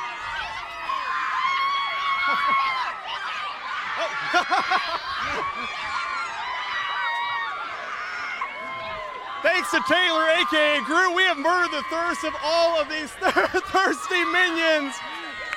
Taylor, I think your minions did pretty good, don't you? I agree. Everyone did great. Back to you guys in the booth, and thank you to Liquid Death. Absolutely. Matt he does this himself every single week. That's solid TV. I was watching 2 weeks ago when he did it the first time, and I was I was impressed. And that one right there, Matt cannot get control of himself. He enjoyed that one so much. Oh, here goes. Who else but Jeffrey Miller breaking through the line, and then a touchdown-saving tackle from DeMarcus Hill. There's a big kickoff return, and that sets up Northwest after giving up the touchdown. They needed it. Matt, they've had the ball just one play, and Western's had 3 scores. 3 scores to 1 offensive play. Western 17 unanswered points. They were down 6-0. Sandwiched 2 touchdowns and a field goal after the Northwest fumble. So this is an important drive for Northwest. How do they respond? This is the adversity that Coach Stafford Newsom has mentioned all season long. Handoff to Doe. I think if you're the Panthers, you're pretty happy with the way you've contained that young man. He's very explosive. 6 touchdowns on the season, I believe, already as just a freshman. We've seen him get free on that long pass on 4th and 17, made a spectacular catch. But other than that, Doe's been really kind of quiet for the Mounties. Remember earlier, too, this game could be way different. There was a potential catch in the end zone from Jeffrey Miller that was called incomplete. Handoff up the middle to the fullback in this case in that power I formation. That was Jack Beebe. We've seen him on the defensive side of the ball all game making tackles for Northwest. This time gets the carry and makes it 3rd and very short, less than a yard. Ball just inside the 24-yard line. You're down by 11 if you're Northwest. Plenty of time. You've shown the ability to get up and down the field in a hurry. You've got the better part of 2 quarters here to make this comeback. They go back into that power I for 3rd and short. We've seen some sneaks. They're going to hand it to the big man again. Jack Beebe up the middle. He'll get plenty of yards for the first down, and it will move the chains for Northwest after the big return that led this drive and set up this drive from Jeffrey Miller. I like the start so far by the play calling here for the Mounties, reestablishing that offensive line, reestablishing your dominance. We've seen it through the first quarter and a half. It was all Northwest up front, and they're trying to get a little bit of that back here. The play caller is the head coach, Stafford Newsom, and one of his sayings in this power I formation is that he wants to put his opponents in the phone booth. Pitch play for Miller. Miller trying to get around the left edge, brings it back in, and then is taken down by a bunch of Panthers. That's an impressive football player. Number 10, Jeffrey Miller. He's a senior. You hear a lot about the freshman. He was our spotlight player of the game, Doe. Miller's a very nice compliment. Seen him on the defensive side, hustling, saved a touchdown. He's been very solid offensively. You mentioned the fact that he laid out for that touchdown that was called an incomplete pass. Both of us question it, but Miller's having himself a great night so far. See what he does with it here from the 14-yard line. 2nd down, handoff to Doe. He'll get tied up at the line of scrimmage, not going anywhere. Maybe a couple of yards, but the big man in front was Gavin Etheridge, the sophomore, gets the leading tackle there. This is the territory. This is the part of the field where we've seen the Panthers really stiffen up defensively. The Mounties have yet to put the ball in the end zone. They've just got those 2 field goals.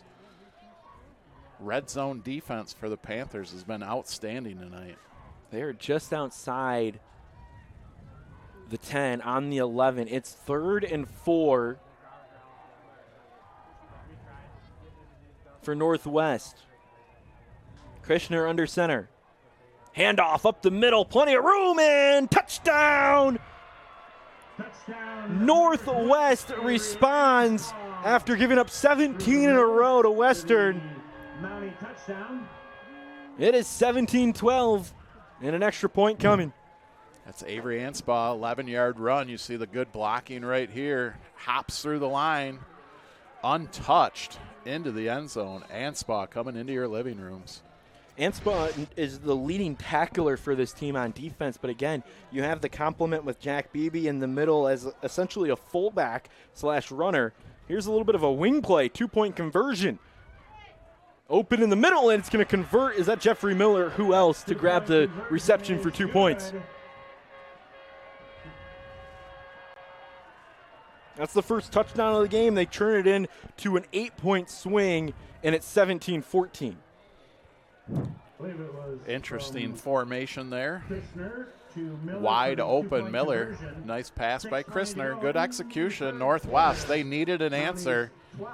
Miller got him started with that kick return all the way down to the 32-yard line of the Panthers. So Miller starts it, and then Miller ends it. Here's another look at the touchdown from Anspo. He got through, and nobody really touched him after he got through the line of scrimmage. Great blocking. They cleared the lane. He hopped over the only defender that had a chance at him, and Anspa, a big touchdown. Back and forth. You know, I got the kids around. I think acting as the ball boy tonight as well for Western and Northwest all around. It's a fun game here. The whole community is out here at Western High School. Rattel, the kick. And so now we saw Northwest for the first time on their kickoff kick it deep last time. Then Western marched all the way down the field. Panthers only have one deep. It's Willis. And they'll kick it to him. Willis at the 5 will let it go. It will touch at the 1 and then roll into the end zone for a touchback. And this will be given out to the 20-yard line. That's where Western will start off, and they'll look to continue the momentum that they've built on offense here in the third quarter. They looked really good on that opening drive. They looked like they were controlling the line of scrimmage. 2-3 yards downfield before there was any contact. They had the nice 1-2 punch. They used Parrott. They used Willis. Willis broke a big run on that first possession. So both teams able to put it in the end zone already in this third quarter.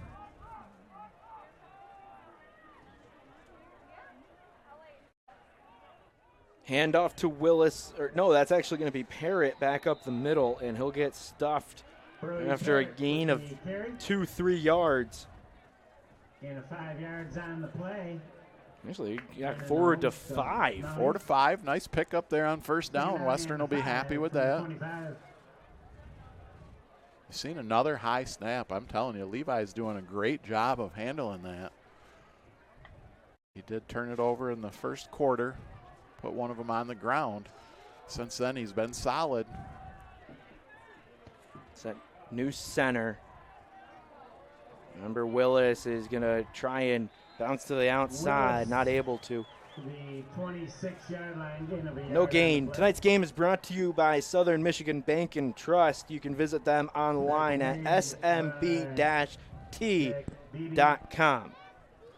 No gain on the play. Northwest with a sensational defensive play right there. Held Willis to no gain. You need that now. After the Western offense has kind of looked unstoppable for their past couple of drives. This is a big third down. Levy in the gun. Calls for it, will fake the handoff and roll out. Has an open man, but it's dropped. Andrew Parrott, the junior and brother of Brody, was open in the flat. Just dropped it. Like you said, one of those plays they just didn't get it done. So Northwest does the job defensively after their nice offensive possession to get this within 3 points. They're going to get the ball back. Western will punt this away. Remember that 2-point conversion now. Dedeaux heads back to receive this punt. He waited for them to get into formation, so he was still running back by the time it's punted away from Andrew Parrott. It will hit at the 45 and roll with a Western bounce before being downed at the 39. That is where Northwest will take over. 17-14 the score, just under 5 minutes to go.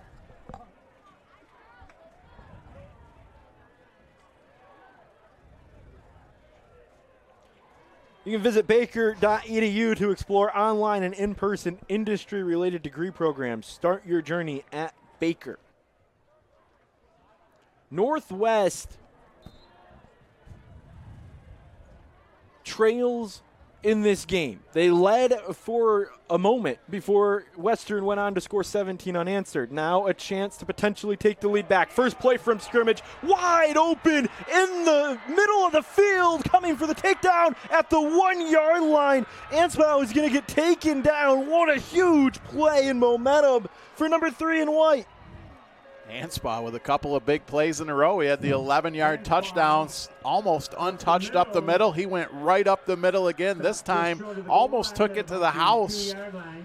It's going to be marked down at the 2, so that's a 59-yard run. Ansbach right up the middle, and just like that, Northwest has the opportunity to go on top. Give number 12 a lot of credit right there for Western. That's Jack Barnes. Doesn't give up on the play, saves the touchdown. There's a flag on the field. I'm not sure when it came in. Flag on the play. Sidelines.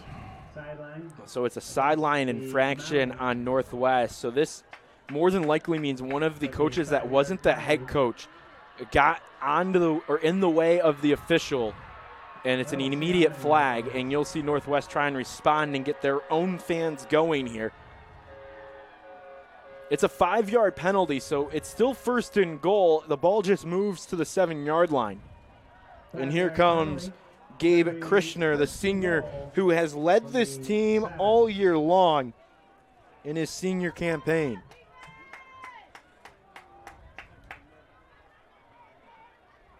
Coach Newsom talks so highly of his quarterback. Hand up, back up the middle. They'll let Ansbach try and finish off what he started. He'll get it back and get all the penalty yardage back, and it will be 2nd down and goal for the Mounties. We've talked about the 1-2 punch for Western with Parrott and with Willis. How about the emerging 1-2 punch here? Actually, 1-2-3 punch, really. You got Jeffrey Miller, number 10, that's had a really good game. You've got Dedeaux, who we know can take it to the house from anywhere. And Ansbach, seemingly out of nowhere. He's been lined up in that fullback position all game. Hand off to Dedeaux. He's going to rush in, and he's got enough for the touchdown. Northwest retakes the lead for the first time since the second quarter. And Ro Dedeaux gets just his 2nd rushing touchdown of the season, if you can believe it. He earned that one. You're going to see this is a very physical run. He's hit a couple of times. He keeps those legs driving, just able to get that ball over the goal line. Northwest looks like they're going to, well, they're back into a traditional set here. They're going to go for 1. This is to make it a 4-point game.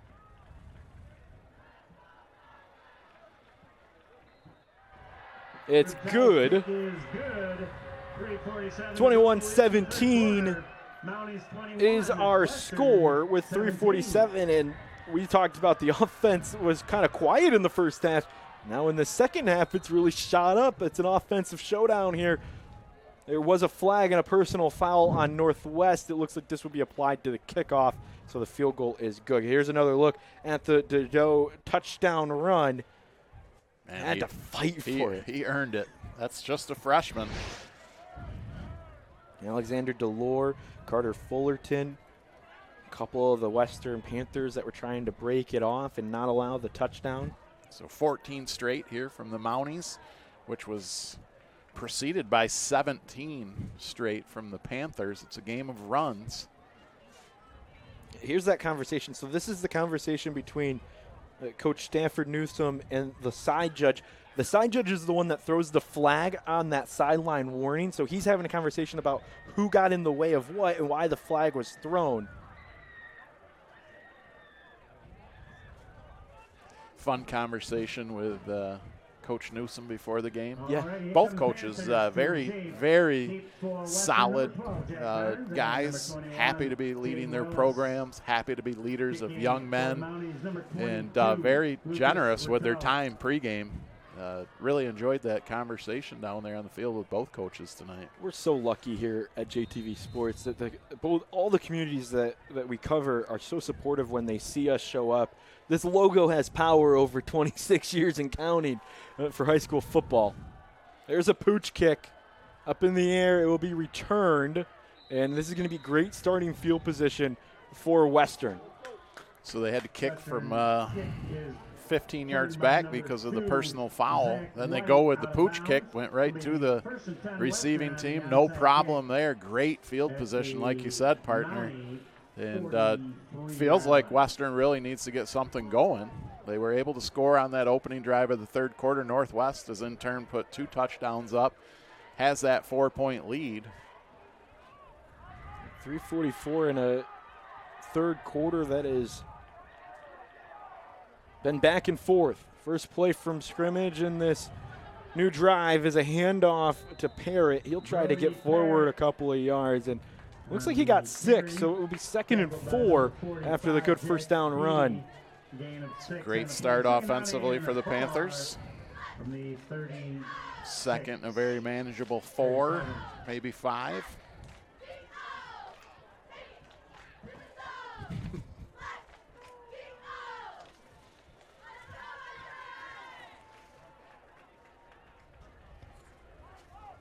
So 2nd down and 4 for Western. They split a receiver out wide, 2 on each side in that quad. Look, and a handoff back up the middle. It's going to have enough for the first down for them. Maybe we'll see where that spot's at. They will call it a first down for Parrott.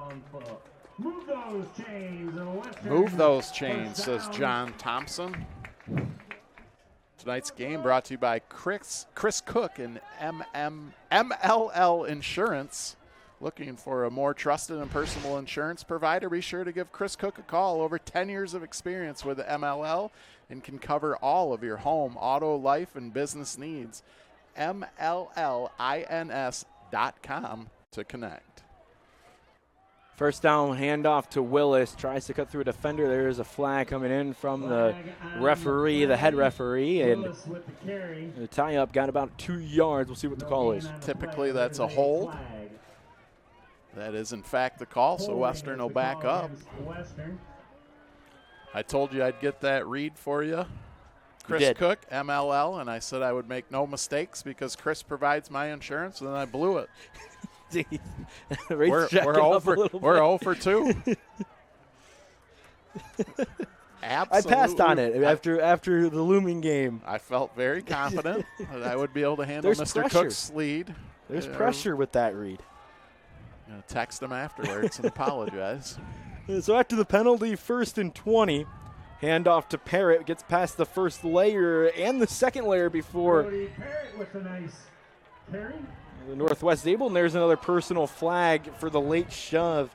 Charlie Stevens was just kind of tied up with no point. The Northwest player. I'm wondering if that was a quick flag, though. I didn't see it, but at this point in the game, it is, you just cannot. You're already behind the sticks because of the holding penalty. You have to have the composure not to make that mistake. The officials talking, they might, maybe they agree with you. Maybe they pick this one up. It seemed like more so they were both going at it, and I didn't see who the Northwest player was, but they maybe sold it a little bit more.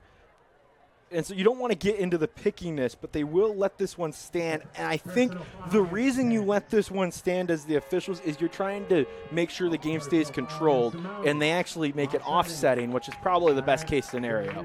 Good job by the officials right there. You didn't want to be too punitive. Again, I didn't see it, so I wasn't quite sure what happened, but both of the young men apparently involved in some extracurriculars there, so it's a net 0 penalty. 2nd and 15. So 2nd down. So after the offsetting penalties, the play stands. Everything's good. It was all after the whistle. And so we'll move forward here. 21-17, 2nd down play. Levy in the backfield looking for the snap.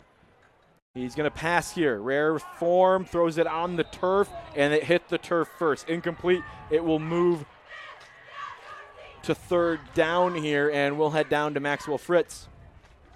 Hey guys, unfortunate news. The skies are starting to open up down here. I've got a few raindrops hitting. We'll see if it gets slick conditions out on the field. So far, it's just a light drizzle, but we're going to see if this intensifies and what this will do to the game. Back to you. I guess we were wrong at something because we said it was going to be clear skies all night. Overcast comes in at Western High, and, well, I don't know if it will affect these teams as much with their ability to run the ball. Yeah, Western needs to find a passing game here right now. It's 3rd and 15. They have not been successful. Here comes the blitz and the throw into the middle of the field. Nobody home. Pressure was delivered by Spencer Bear, and that was what forced Levy to have to rush his throw, and he couldn't connect with Jaden Willis in the middle of the field, and it's going to be 4th down. Punt team comes in. The opportunity here to pin the Mounties deep in their zone. Ideally want to get this inside of the 20. Hopefully for the Panthers inside of the 10-yard line. Mounties skeptical, but now they'll send Dedeaux back to receive the punt. Andrew Parrott is the punter. He's had a couple of good ones today. Snap is low, picked up, and it twirls into the 20-yard line. It will bounce. Who can stop it at the 1? No, it's going to roll back in for a touchback. Panthers were right there and almost pinned him as deep as you could, but it's going to come all the way back out to the 20. That was an ideal punt right there. It was a perfect. I mean, that was absolutely perfectly executed by the punter. He handled a low snap, didn't lose his composure, gave his guys an opportunity to pin him down inside of the 1-yard line. Panthers not able to get it, so a break for the Mounties. They'll get the ball up to 20. They've got a 4-point lead, and it really feels like all of the momentum again like they had in that first quarter. Try and extend that lead here on this drive. 1:42 left to go. Still in the 3rd quarter here on JTV Sports. Handoff to Dedeaux. Bounces it to the outside. He's got room. He'll take it to the house.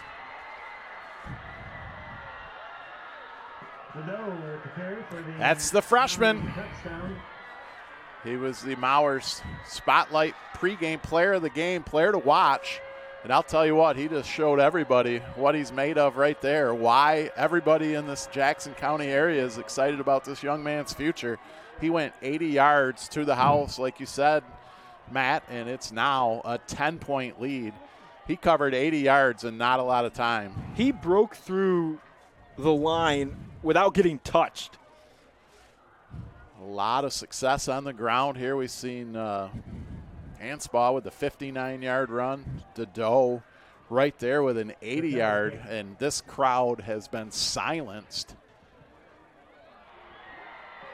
To be fair, only silenced on the one side. That northwest side of the field is packed, and they are loud. They have not beat the Western Panthers in 10 years, 10, 11 years. If either of us were better at our jobs, we'd know the exact number. Here's another look at Dedeaux, what will possibly be tonight's play of the game. 80-yard scamper for his 2nd rushing touchdown of the night. A little different style than that 2-yard run we've seen him power into the end zone for. So we've seen him run strength, and that time just speed. Outraced everybody. That's really what it came down to, is it was just speed. Once you got through that second line, he was gone. Dedeaux with his 3rd rushing touchdown of the year, 8th overall touchdown of the year. And again, we'll reiterate, Dedeaux's getting a lot of credit and accolades for his athletic ability. According to the coaching staff, he's a better young man. He's very coachable, and they're looking forward to him to leading the program for the next 4 years. So the kickoff will come out. It will roll out again. This is another ball that's going to bring it way up for Western to start off offensively in a drive that they now need, trailing by 11. The script has flipped. It's a game of runs. Yeah, it's a game of runs. Northwest was dominant in that first quarter. They took a 6-0 lead on the strength of 2 field goals. Western made a run there at the end of the second quarter, scored a touchdown to open the second half, though. That was 17 straight points by the Mounties, or by the Panthers. Northwest has answered 22 in a row. Western, after the kickoff, bubble screen, finding a gap, looking for an opening. Going in front is Amar Eddings, and he will get taken down and pushed out of bounds. On the flip side of the field, the 46-yard line for Western. That's a good opening play. It's a very welcome sight if you're a fan of the Panthers. They've got some yardage picked up through the air. They have not had much success through the air today. If they're going to make a comeback here with just 1:20 to go in the third quarter, they're going to need to move the ball through the air, complement that run game. You don't want a defense to be able to just load up in the box to stop the run. Handoff. And Parrott is going to get pushed in the pile for a gain of 9. Looks like he's got looks like let's see where they mark it. Good start by the Panthers. 2 solid plays. 58 seconds to go in tonight's third quarter. Tackle made by number 65, Dimitri. So 2nd and 1, whole lot of options here if you're Western. Trailing by 11. They still got a quarter to go. Another bubble screen. This time it bounces out to Eddings again on the opposite side. He gets enough for the first and takes a lick. He took a lick. That is well described, partner. He's got enough for another Western. But it is a Minuteman sewer and drain first down for the Panthers. Looking to break up that 22-point run. Let's take another look at that lick. 34. Right in the middle, delivered by the big man, Braden Horsfall. Perfect form tackle right there. Lifted the receiver off of his feet. Very clean. Potential last play of the third quarter is going to be a handoff to Willis. He's going to bounce it to the outside, get around the corner, misses a tackle, bounces back in, he is in! Touchdown Western, Jaden Willis scores! That's a 34-yard scamper around the right side for Willis. A much-needed touchdown for the Parma Panthers. They're within 5, possibly 4 with an extra point to come. They'll do the extra point before the quarter ends. What a run there by Jaden Willis. So Willis scores his 5th touchdown now of the season. 2nd of the game.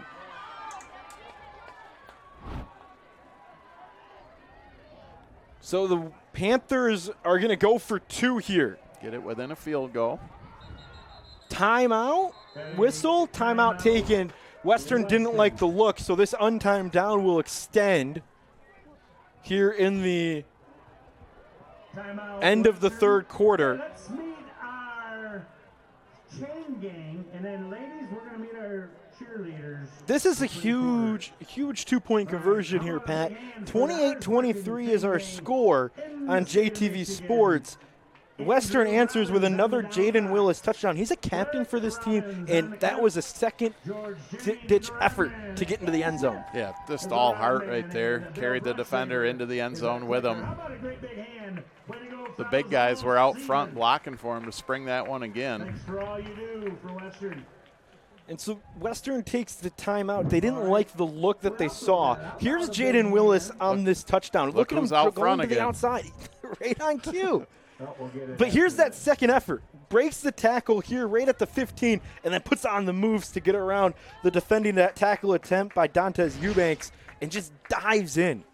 I don't know if we've ever had an offensive lineman win player of the game, but Max Harris is making a bid for it. Here's the end around. Willis is going to bring it back into the middle and jump in for the two-point conversion. He had a lot of options on where he wanted to go. He gets the octopus. 8 points on that drive for Jaden Willis, and it is a field goal game now, 28-25.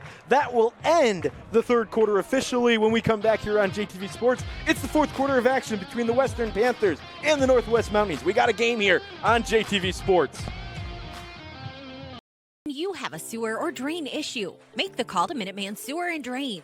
Sure, we all want to be the guy that can get under the sink and get the job done. Trust us, we know it's not for everyone. Call the experts at Minuteman Sewer and Drain for 24/7, 365 same-day emergency service.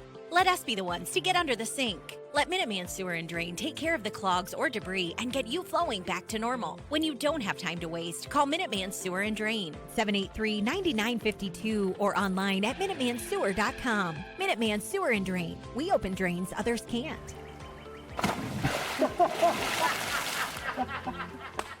Omni, the best in metals recycling. Visit OmniSource.com to see what Omni can do for you. Welcome back here on JTV Sports. Tonight's fourth quarter is brought to you by Alrose Steel. Thank you to our great partner, Alrose Steel, for helping us bring you high school football on JTV Sports. It is 28-25. Throw out the records. It's a rivalry game. We knew it coming in. This was going to be a good one. You got a 1-5 team versus a 2-4 team. It does not matter. It's Western Northwest. This is a rivalry game. Here we go. Squib kick bounces off of Northwest and almost back into the hands of Western. But a good job to hang on to it by Bobby Simon. Here's a player that I do want to highlight. Bobby Simon, this is his first year playing football. It's his senior year. He's a receiver and a defensive back, and he's on the special team unit. But it's his first year playing football at any level, and he's been somebody that this coaching staff has loved to have. He brings an energy to this team after seeing the game and knowing the game, and you see him gather the squib kick there and set up Northwest. They got a couple of players that are new or welcoming back the sport of football into their lives. Dedeaux with this carry goes nowhere, so it's going to be 2nd and 10. Cole Archer, nice tackle right there. We've seen the Mounties break a couple of long runs here in this second half. Got to shore that up if you're the Panthers. Gabe Krishner has done a good job managing this game from under center, has a couple of big throws, but has really done a good job of leading this team so far in his senior year. I've been very impressed with Northwest's offense. Pretty Another versatile. Handoff off the middle that gets a couple of yards, and now it's 3rd down again. And Ansbaugh was the one that got the handle. Couldn't break through the middle that time. 4 on the play, 3rd and 6 from the 34-yard line.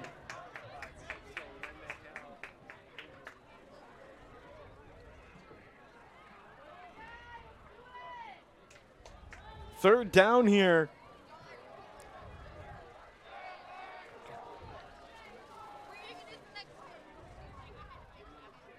Fakes the handoff. Dedeaux giving the ball. He's going to look to get to the outside. Finds the hole. Has a man to beat for the first down. He'll get the first down before he's taken down on that sideline, and it will be a first down for Northwest. Maxwell Fritsch down on the sideline. What do you got? Well, guys, I've got some important news. I figured out who won the Hunger Bowl, not on the field, but in the food pantries. I am happy to say Northwest has continued their unbeaten streak, 11-0. They got 3,000, while Western was very close with 2,200. Either way, going to an amazing cause. That is almost over 5,000 hungry people fed at food pantries. That's all from down here, guys. Let's get back to the action. Dedeaux with another big run, 9-yard gain for make it 2nd and 1. Max, that's a great thing that you brought up. I love that you talk about it. So Northwest wins the Hunger Bowl for the 10th straight year and now looking for their first win between the lines since 2013. 2nd down and 1 to go. 3-point lead. Northwest will not be in a hurry here the rest of the way. They'll look to chew that clock up. Remember, too, if the drive does stall and they are within field goal range, they don't have to go for it. They can kick it and elect to tie it up. 2nd and 1. Christian just hands it up the gut. That's Anspaugh again. He's done a great job of falling forward more so than anything. Walker's 45 BB. Oh, sorry, Anspaugh. Very strong run up the middle. He's had a heck of a game. Dedeaux's had a heck of a game. Miller's had a heck of a game. Things are looking up if you're a Northwest Mountie fan. They have got a lot of weapons on this side of the ball. You can see Krishner just taking his time. This is where that level-headedness of a senior at QB really is a benefit.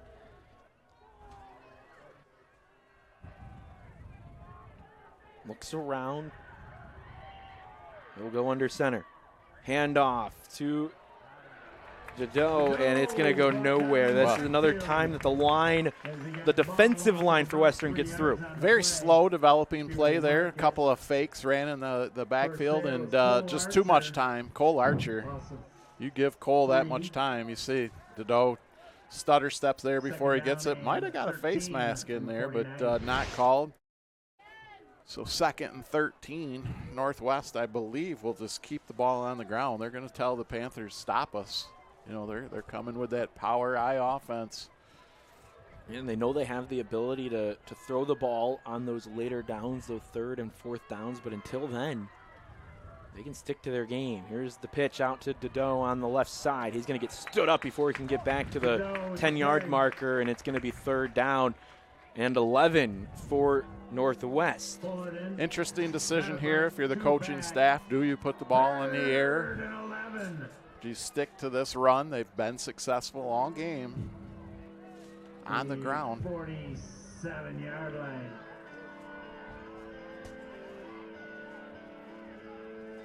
Clock will wind. They could use all the play clock, and I think they will try their best to, as Cody Bentley can just only look on.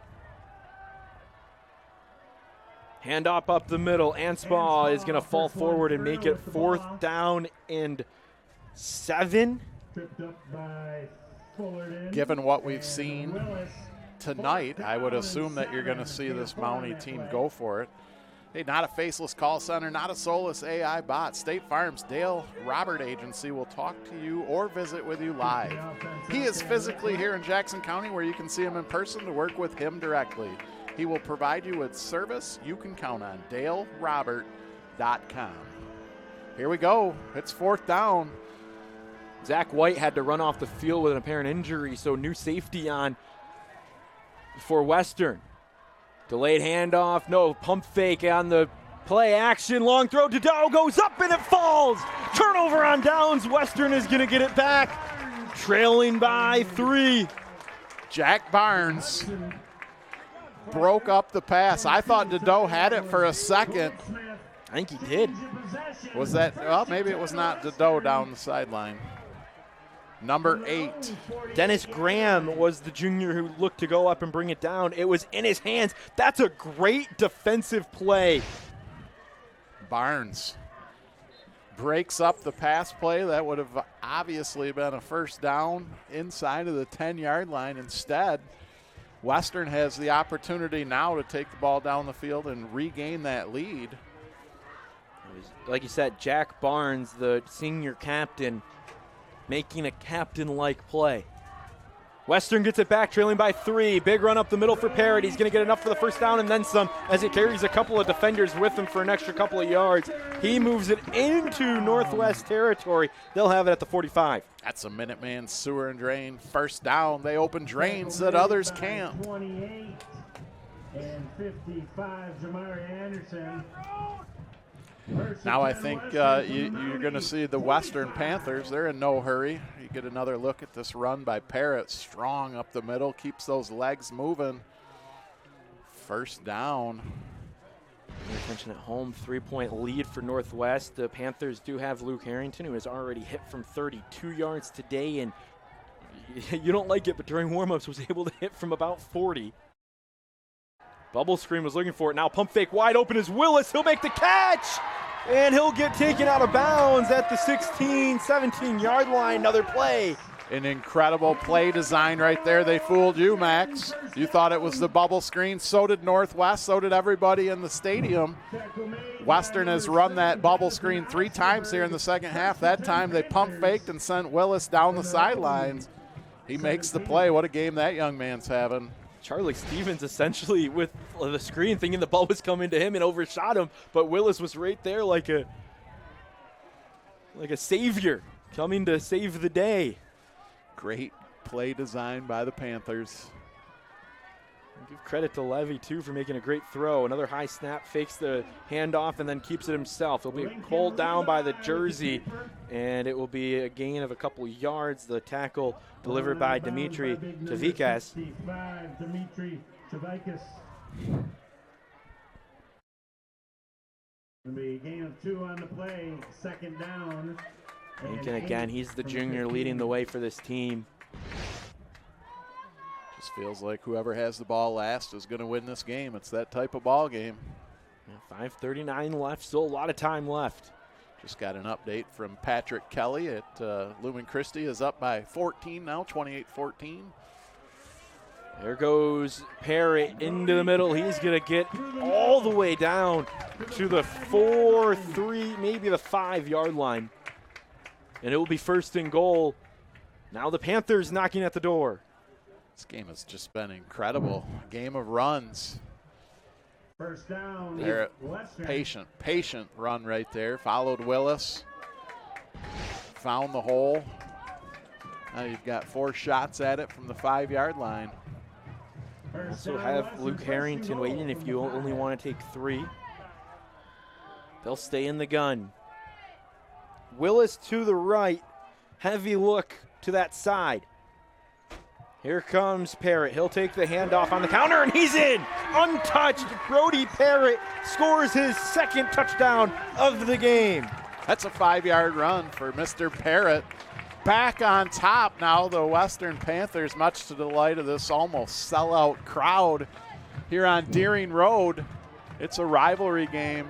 Back and forth all night long. Western on top now, looking to make it a 4-point game with this extra point. Right on to our camera, I love that. Brody Parrott feeling the emotions of this game.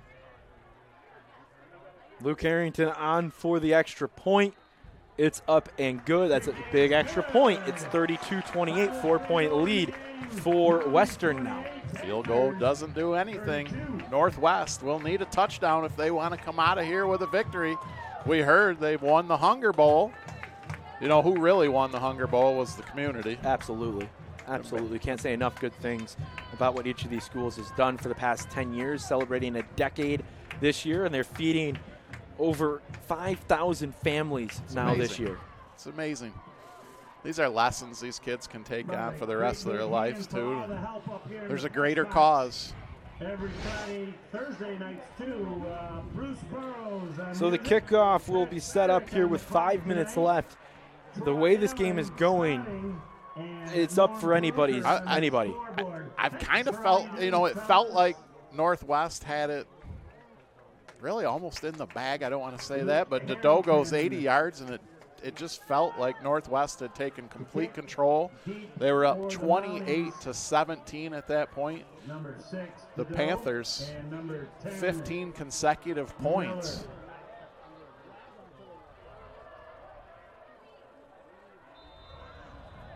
So Harrington will squib it on the ground again.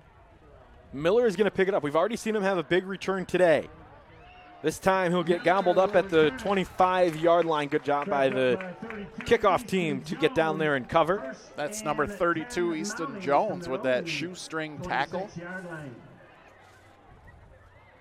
So we've given you the updates on the Lumen Christi game. 28-14 was the last score. I'm looking for an update on the Detroit Tigers game. 1-0 Seattle in the top of the 4th.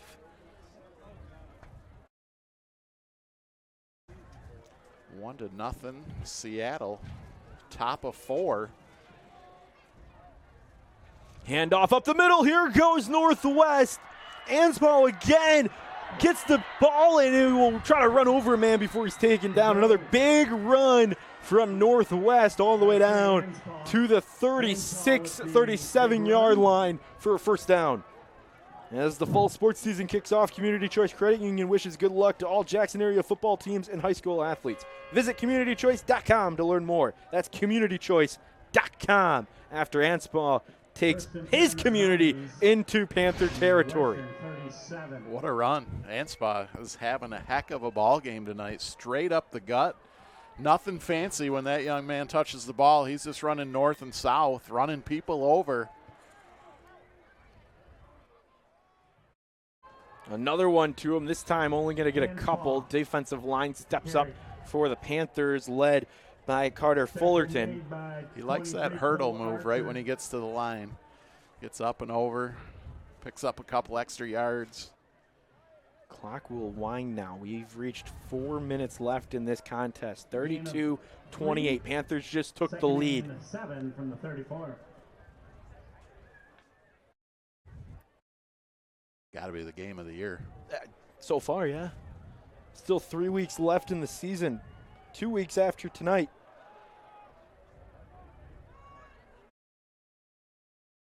Handoff to Doe. He'll get taken down. He'll get enough to make it 4th and 3. All the way down to the 30-yard line. Fullerton, Archer, White in on the tackle for Western. That clock just keeps on ticking, though. I almost called you Gabe. Oh, that one. Going back That's a years. Callback. Throwback Friday here on JTV. Third down. This is a big third down, though. Absolutely. You want to keep the clock moving. A field goal again does you no good. You're down 4. Oh, there's a false start, and it's going to make it 3rd and 7. Those mistakes, you just can't afford to have them. Well, you know, speaking of him, as Gabe would say, the former Michigander, this is the game right here.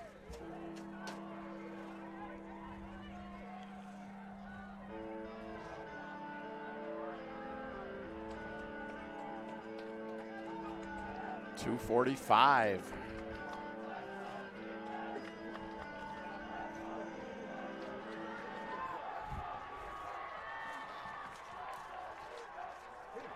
Third down. Doe gets the handoff, and he'll be the one to try and make it 4th down and manageable. It will be 4th and 4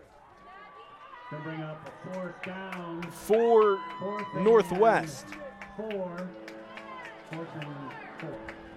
The 31.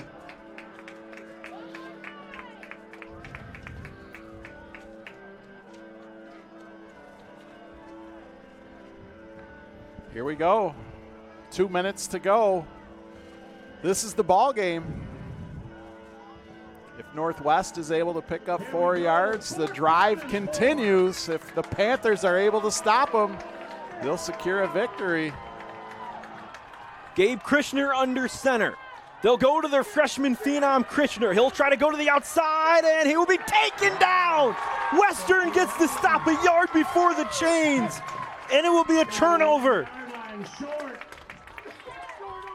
12, Jack Barnes on the stop. Well short of the first down marker. That's a change of possession. Western gets it back. The pitch to Doe.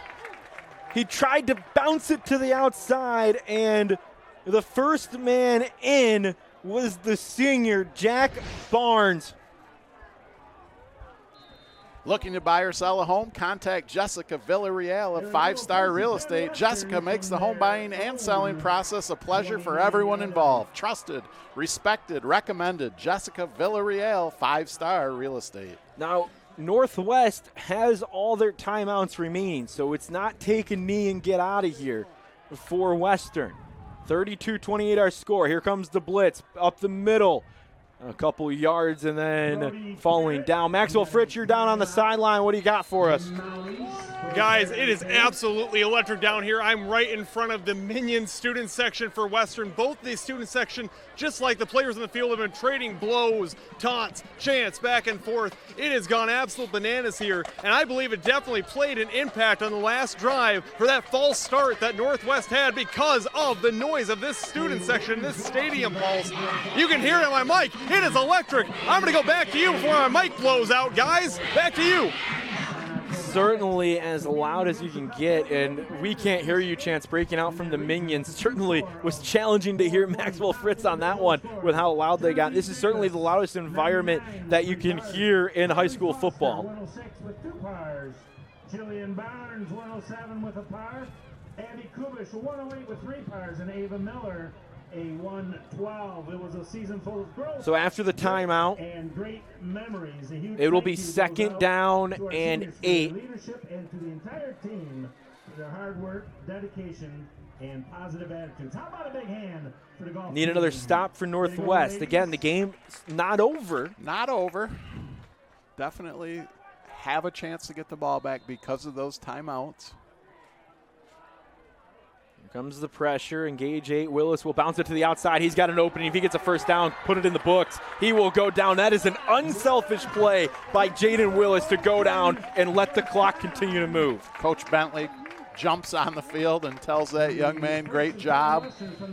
Football IQ right there by Willis.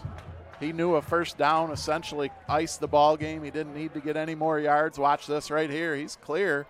He could have scampered for 10, 15 more. Just take it down. Don't risk anything. Rejuvenate your roof, protect your investment, and save thousands with Jackson Nano Shield.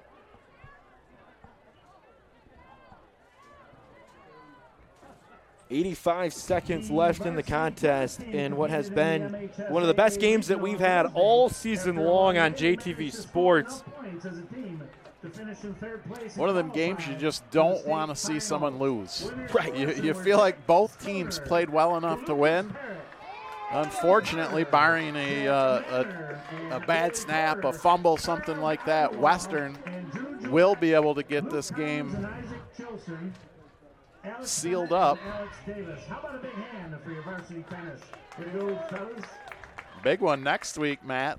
Michigan Center, Napoleon. Michigan Center's having a special season. So this will burn the final timeout after the yard gain, and it will just take a couple more plays to get under that last play clock before Western can continue their streak that hasn't broken since 2013 against Northwest. It is a streak that continues to be a dominant force for this Western program. Northwestern just can't seem to get over that hump. A lot of good things, though. If you're, you're both teams after tonight will be 2-5, but I think both teams have a lot to be proud of, a lot to look forward to. Northwest obviously has a lot of talent on that offensive side of the ball, as does Western. And both teams made a lot of big plays. It was a game of runs, and we thought whoever had the ball last was going to win the game. It had that feel. Western's defense was able to step up on that 4th and 4. They're going to walk out of here with a victory on senior night. Those 7 seniors, last time they'll play here.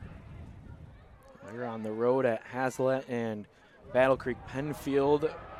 Another play from Willis. He'll bounce it back, and he's going to take this one to the house. No, he'll go down at the 18-yard line, but he ran some more clock off when he saw that opening. Another unselfish play by that young man. I thought he was taking it to the house as well. He's seen that there was just a chance he might get caught and takes the knee. The moment he didn't get taken down here, he cut back and was just like, I'm just going to waste a little bit more time.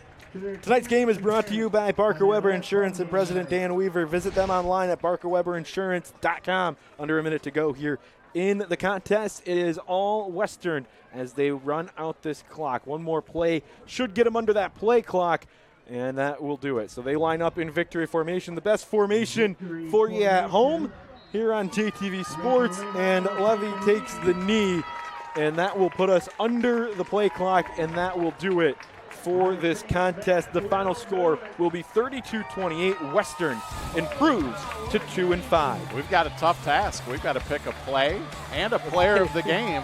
Everything has changed. There's a lot of options. Huge win for Western. They take down arch rival Northwest by a score of 32-28 on JTV Sports. The Grimes Plumbing postgame show is coming up next.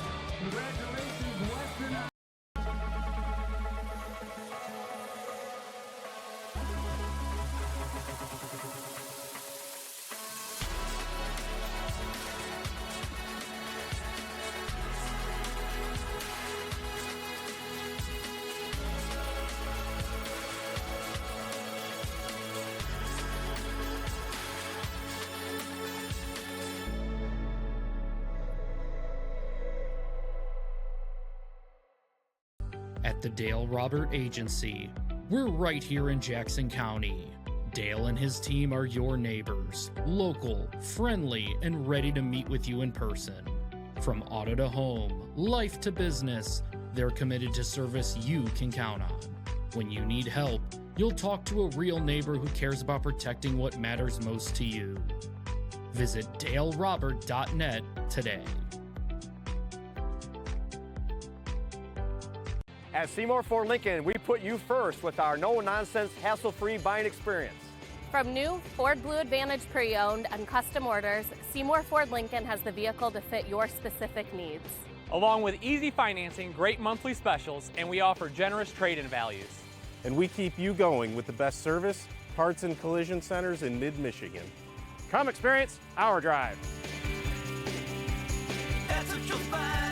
Go to SeymourFord.com. At the YMCA, our mission is centered on building a healthy spirit, mind, and body. As a nonprofit, our annual Strong Communities campaign is vital. Your support provides life-saving swim lessons, unforgettable camp experiences, and youth sports that teach teamwork and character. It also makes possible programs like Rock Steady Boxing for those living with Parkinson's disease. With your help, we're expanding opportunities for at-risk teens, families, and seniors, and preparing to launch expanded adaptive sports programs. Every gift directly impacts lives here in our community. Together, let's create a healthier, more connected future for everyone. The YMCA, for a better us. I'm attorney Mark Bernstein. After an accident, the insurance company will delay, deny, and defend your claim because they just don't respect you. But we do. Give us a call and we'll get you the respect that you deserve. We've been fighting and winning for Michigan families for over 50 years. Our experience and results speak for themselves. Get the Bernstein advantage and get respect. Call 1-800-CALL-SAM or visit callsam.com today. True Community Credit Union is proud to be part of your community. When you join True Community Credit Union, you'll be part of our dedication to helping your community grow. If you live, work, worship, or attend school in Michigan, you can be a member. Visit trueccu.com or a branch near you to become a member today. We are celebrating 34 years of serving the Jackson community at the Center for Family Health. We serve everyone, no matter your income, insurance status, or ability to pay. The Center for Family Health offers services in primary care, women's health, pediatrics, behavioral health, nutrition counseling, group prenatal care, insurance enrollment services, on-site pharmacy, 4 school health centers, and drive-through dental services. Walk-in clinic open 7 days a week. Schedule your appointment with us today. Visit centerforfamilyhealth.org or call 517-748-5500.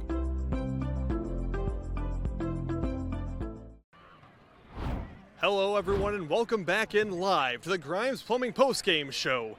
I'm here with victorious coach Cody Bentley. It's senior night. It's a win against a rival. It's the Hunger Bowl. This means so much to you, so much to this community. And, of course, senior night on top of it. Coach, your boys answered everything Northwest threw at you, and they threw a lot at you. You knew this was a rebuilding year. You knew that you didn't have a lot of senior leaders, but your team dug deep. No excuses. They fought. What can you say about your team tonight? I'm just so proud of them. trying to get emotional here. It's just, you know, when I got hired, I talked to the boys about trusting process, and you know, it's tough to trust process when, you know, you're losing games and you know, you have close games and we have injuries and we have all that kind of stuff. It's so hard to trust the process, but these guys did it. I love these guys. I'm so just proud of their resolve. You know, one thing I wanted to push onto them as their head coach is resolve, and tonight was the definition of resolve. I couldn't be prouder of our boys. Well, and you know, some of the unsung heroes and the guys up in the booth made sure to point them out. Max Harris and the rest of your offensive line. This game was all about runs, figuratively and literally, and those big runs could not have happened without a strong offensive line. Talk about Max Harris and your offensive line. Yeah, I mean, we talked before the game how many different combinations we've had up front with different guys. And every time we've done that, those guys have stepped up and they said, hey, coach, I'm going to give you the best I got. And that's what we get. Max Harris, those guys have improved so much from the beginning of the year. And they're buying into the process. And tonight I put it on them. I said, hey, we are going to run the ball. Because that's what we started when I got hired. That's what we talked about back in the spring, is we're going to run the ball. We're going to set a tone. We're going to control the clock. And we're just going to play smart football. And I'm so proud of our kids tonight because they bought into that. Max Harris, Spencer Barton, Carter Curtis. We had a sophomore playing both ways, snapping at center and playing defensive line. Gavin Etheridge, Carter Fullerton, and then even Andrew Parrott, our tight end. He's basically like a really skilled O-lineman at this point. Those guys, they deserve all the credit tonight. We were able to move the ball on the ground just like we thought, and it's really the reason we won the game. And, you know, Coach, last thing, you know, this is such a heated rivalry, but it comes down to respect. And I know we talked before about the respect you have for Coach Stafford and the Northwest Mounties. With everything you were going through, they showed up. How much does this mean for community, for just the state of high school football in Michigan and in Jackson County? I think people get freaked out a little bit by like the intensity of rivalry games, but I feel like that our rivalry's on the field and then it's done. There was obviously a lot of passion plays. Both of us made some bonehead mistakes, a little extracurricular, but that is high school football, the passion. If we're not going to have a football game full of passion, I don't want to be a part of it. You know what I mean? So that tonight was a great football game. Coach Stafford's done a great job giving this program an identity, and I know it's going to be like this for years to come. Coach, couldn't have said it better myself. Excellent job. Go celebrate a well-deserved win with your boys. Yeah, thank you. Thank you. All right, back to you guys. All right, sorry, we're going to break. Back after this break and these messages with more Grimes Plumbing post-game show. Kelly Express Marts are conveniently located throughout South Central Michigan with convenient hours of operation. We pride ourselves on our fast and friendly service to get you going on your way. We're here when you need us. Full service and fully stocked stores, fresh hot premium coffee, and cappuccino. All Kelly Express Marts are staffed with friendly, knowledgeable people committed to providing the highest level of service. Kelly Express Mart. They're here. McDonald's best burgers ever. They're hotter, with the cheese deliciously melted. And they're juicier, with the patties cooked to juicy perfection. Yes, they're tastier, with a pillowy, soft, golden bun. They're... Rubble. Looks like we've been hamburgled. These are our best burgers ever. Rubble. Ba-da-ba-ba-ba. Grimes Plumbing Company is licensed and insured. Give us a call for all your plumbing needs. Water heater installation and repair, drain cleaning, leak repair. And remember, at Grimes Plumbing, we love water. Serving the Jackson community since 2007, G-Force Automotive is your local Auto Value certified service center. G-Force Automotive is a full-service repair facility. Our experience enables us to ensure your vehicle is well-maintained year-round in everything from brakes to engine repairs to transmissions and oil changes. We are committed to keeping you on the road. Hi, this is Matt Clausen, owner of G-Force Automotive. Come see us for your next service visit. G-Force Automotive, where we make friends, one car repair at a time. At the Joe Muni Agency, we're right here in Jackson County.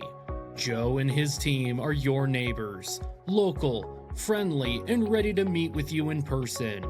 From auto to home, life to business, they're committed to service you can count on.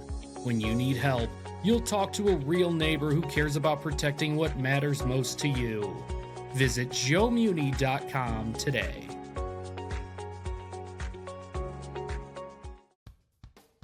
You never never think about a good tow truck service until you really need one. Jimmy's Towing and Auto Repair in Jackson will be there for you in a flash. Our technologically advanced GPS software enables us to pinpoint your location and dispatch the closest truck to assist you in no time. Jimmy's has the largest towing and rescue truck fleet in the area, and we have the right equipment for any towing need. When you need help in a flash, call Jimmy's. Jimmy's Towing and Repair in Jackson.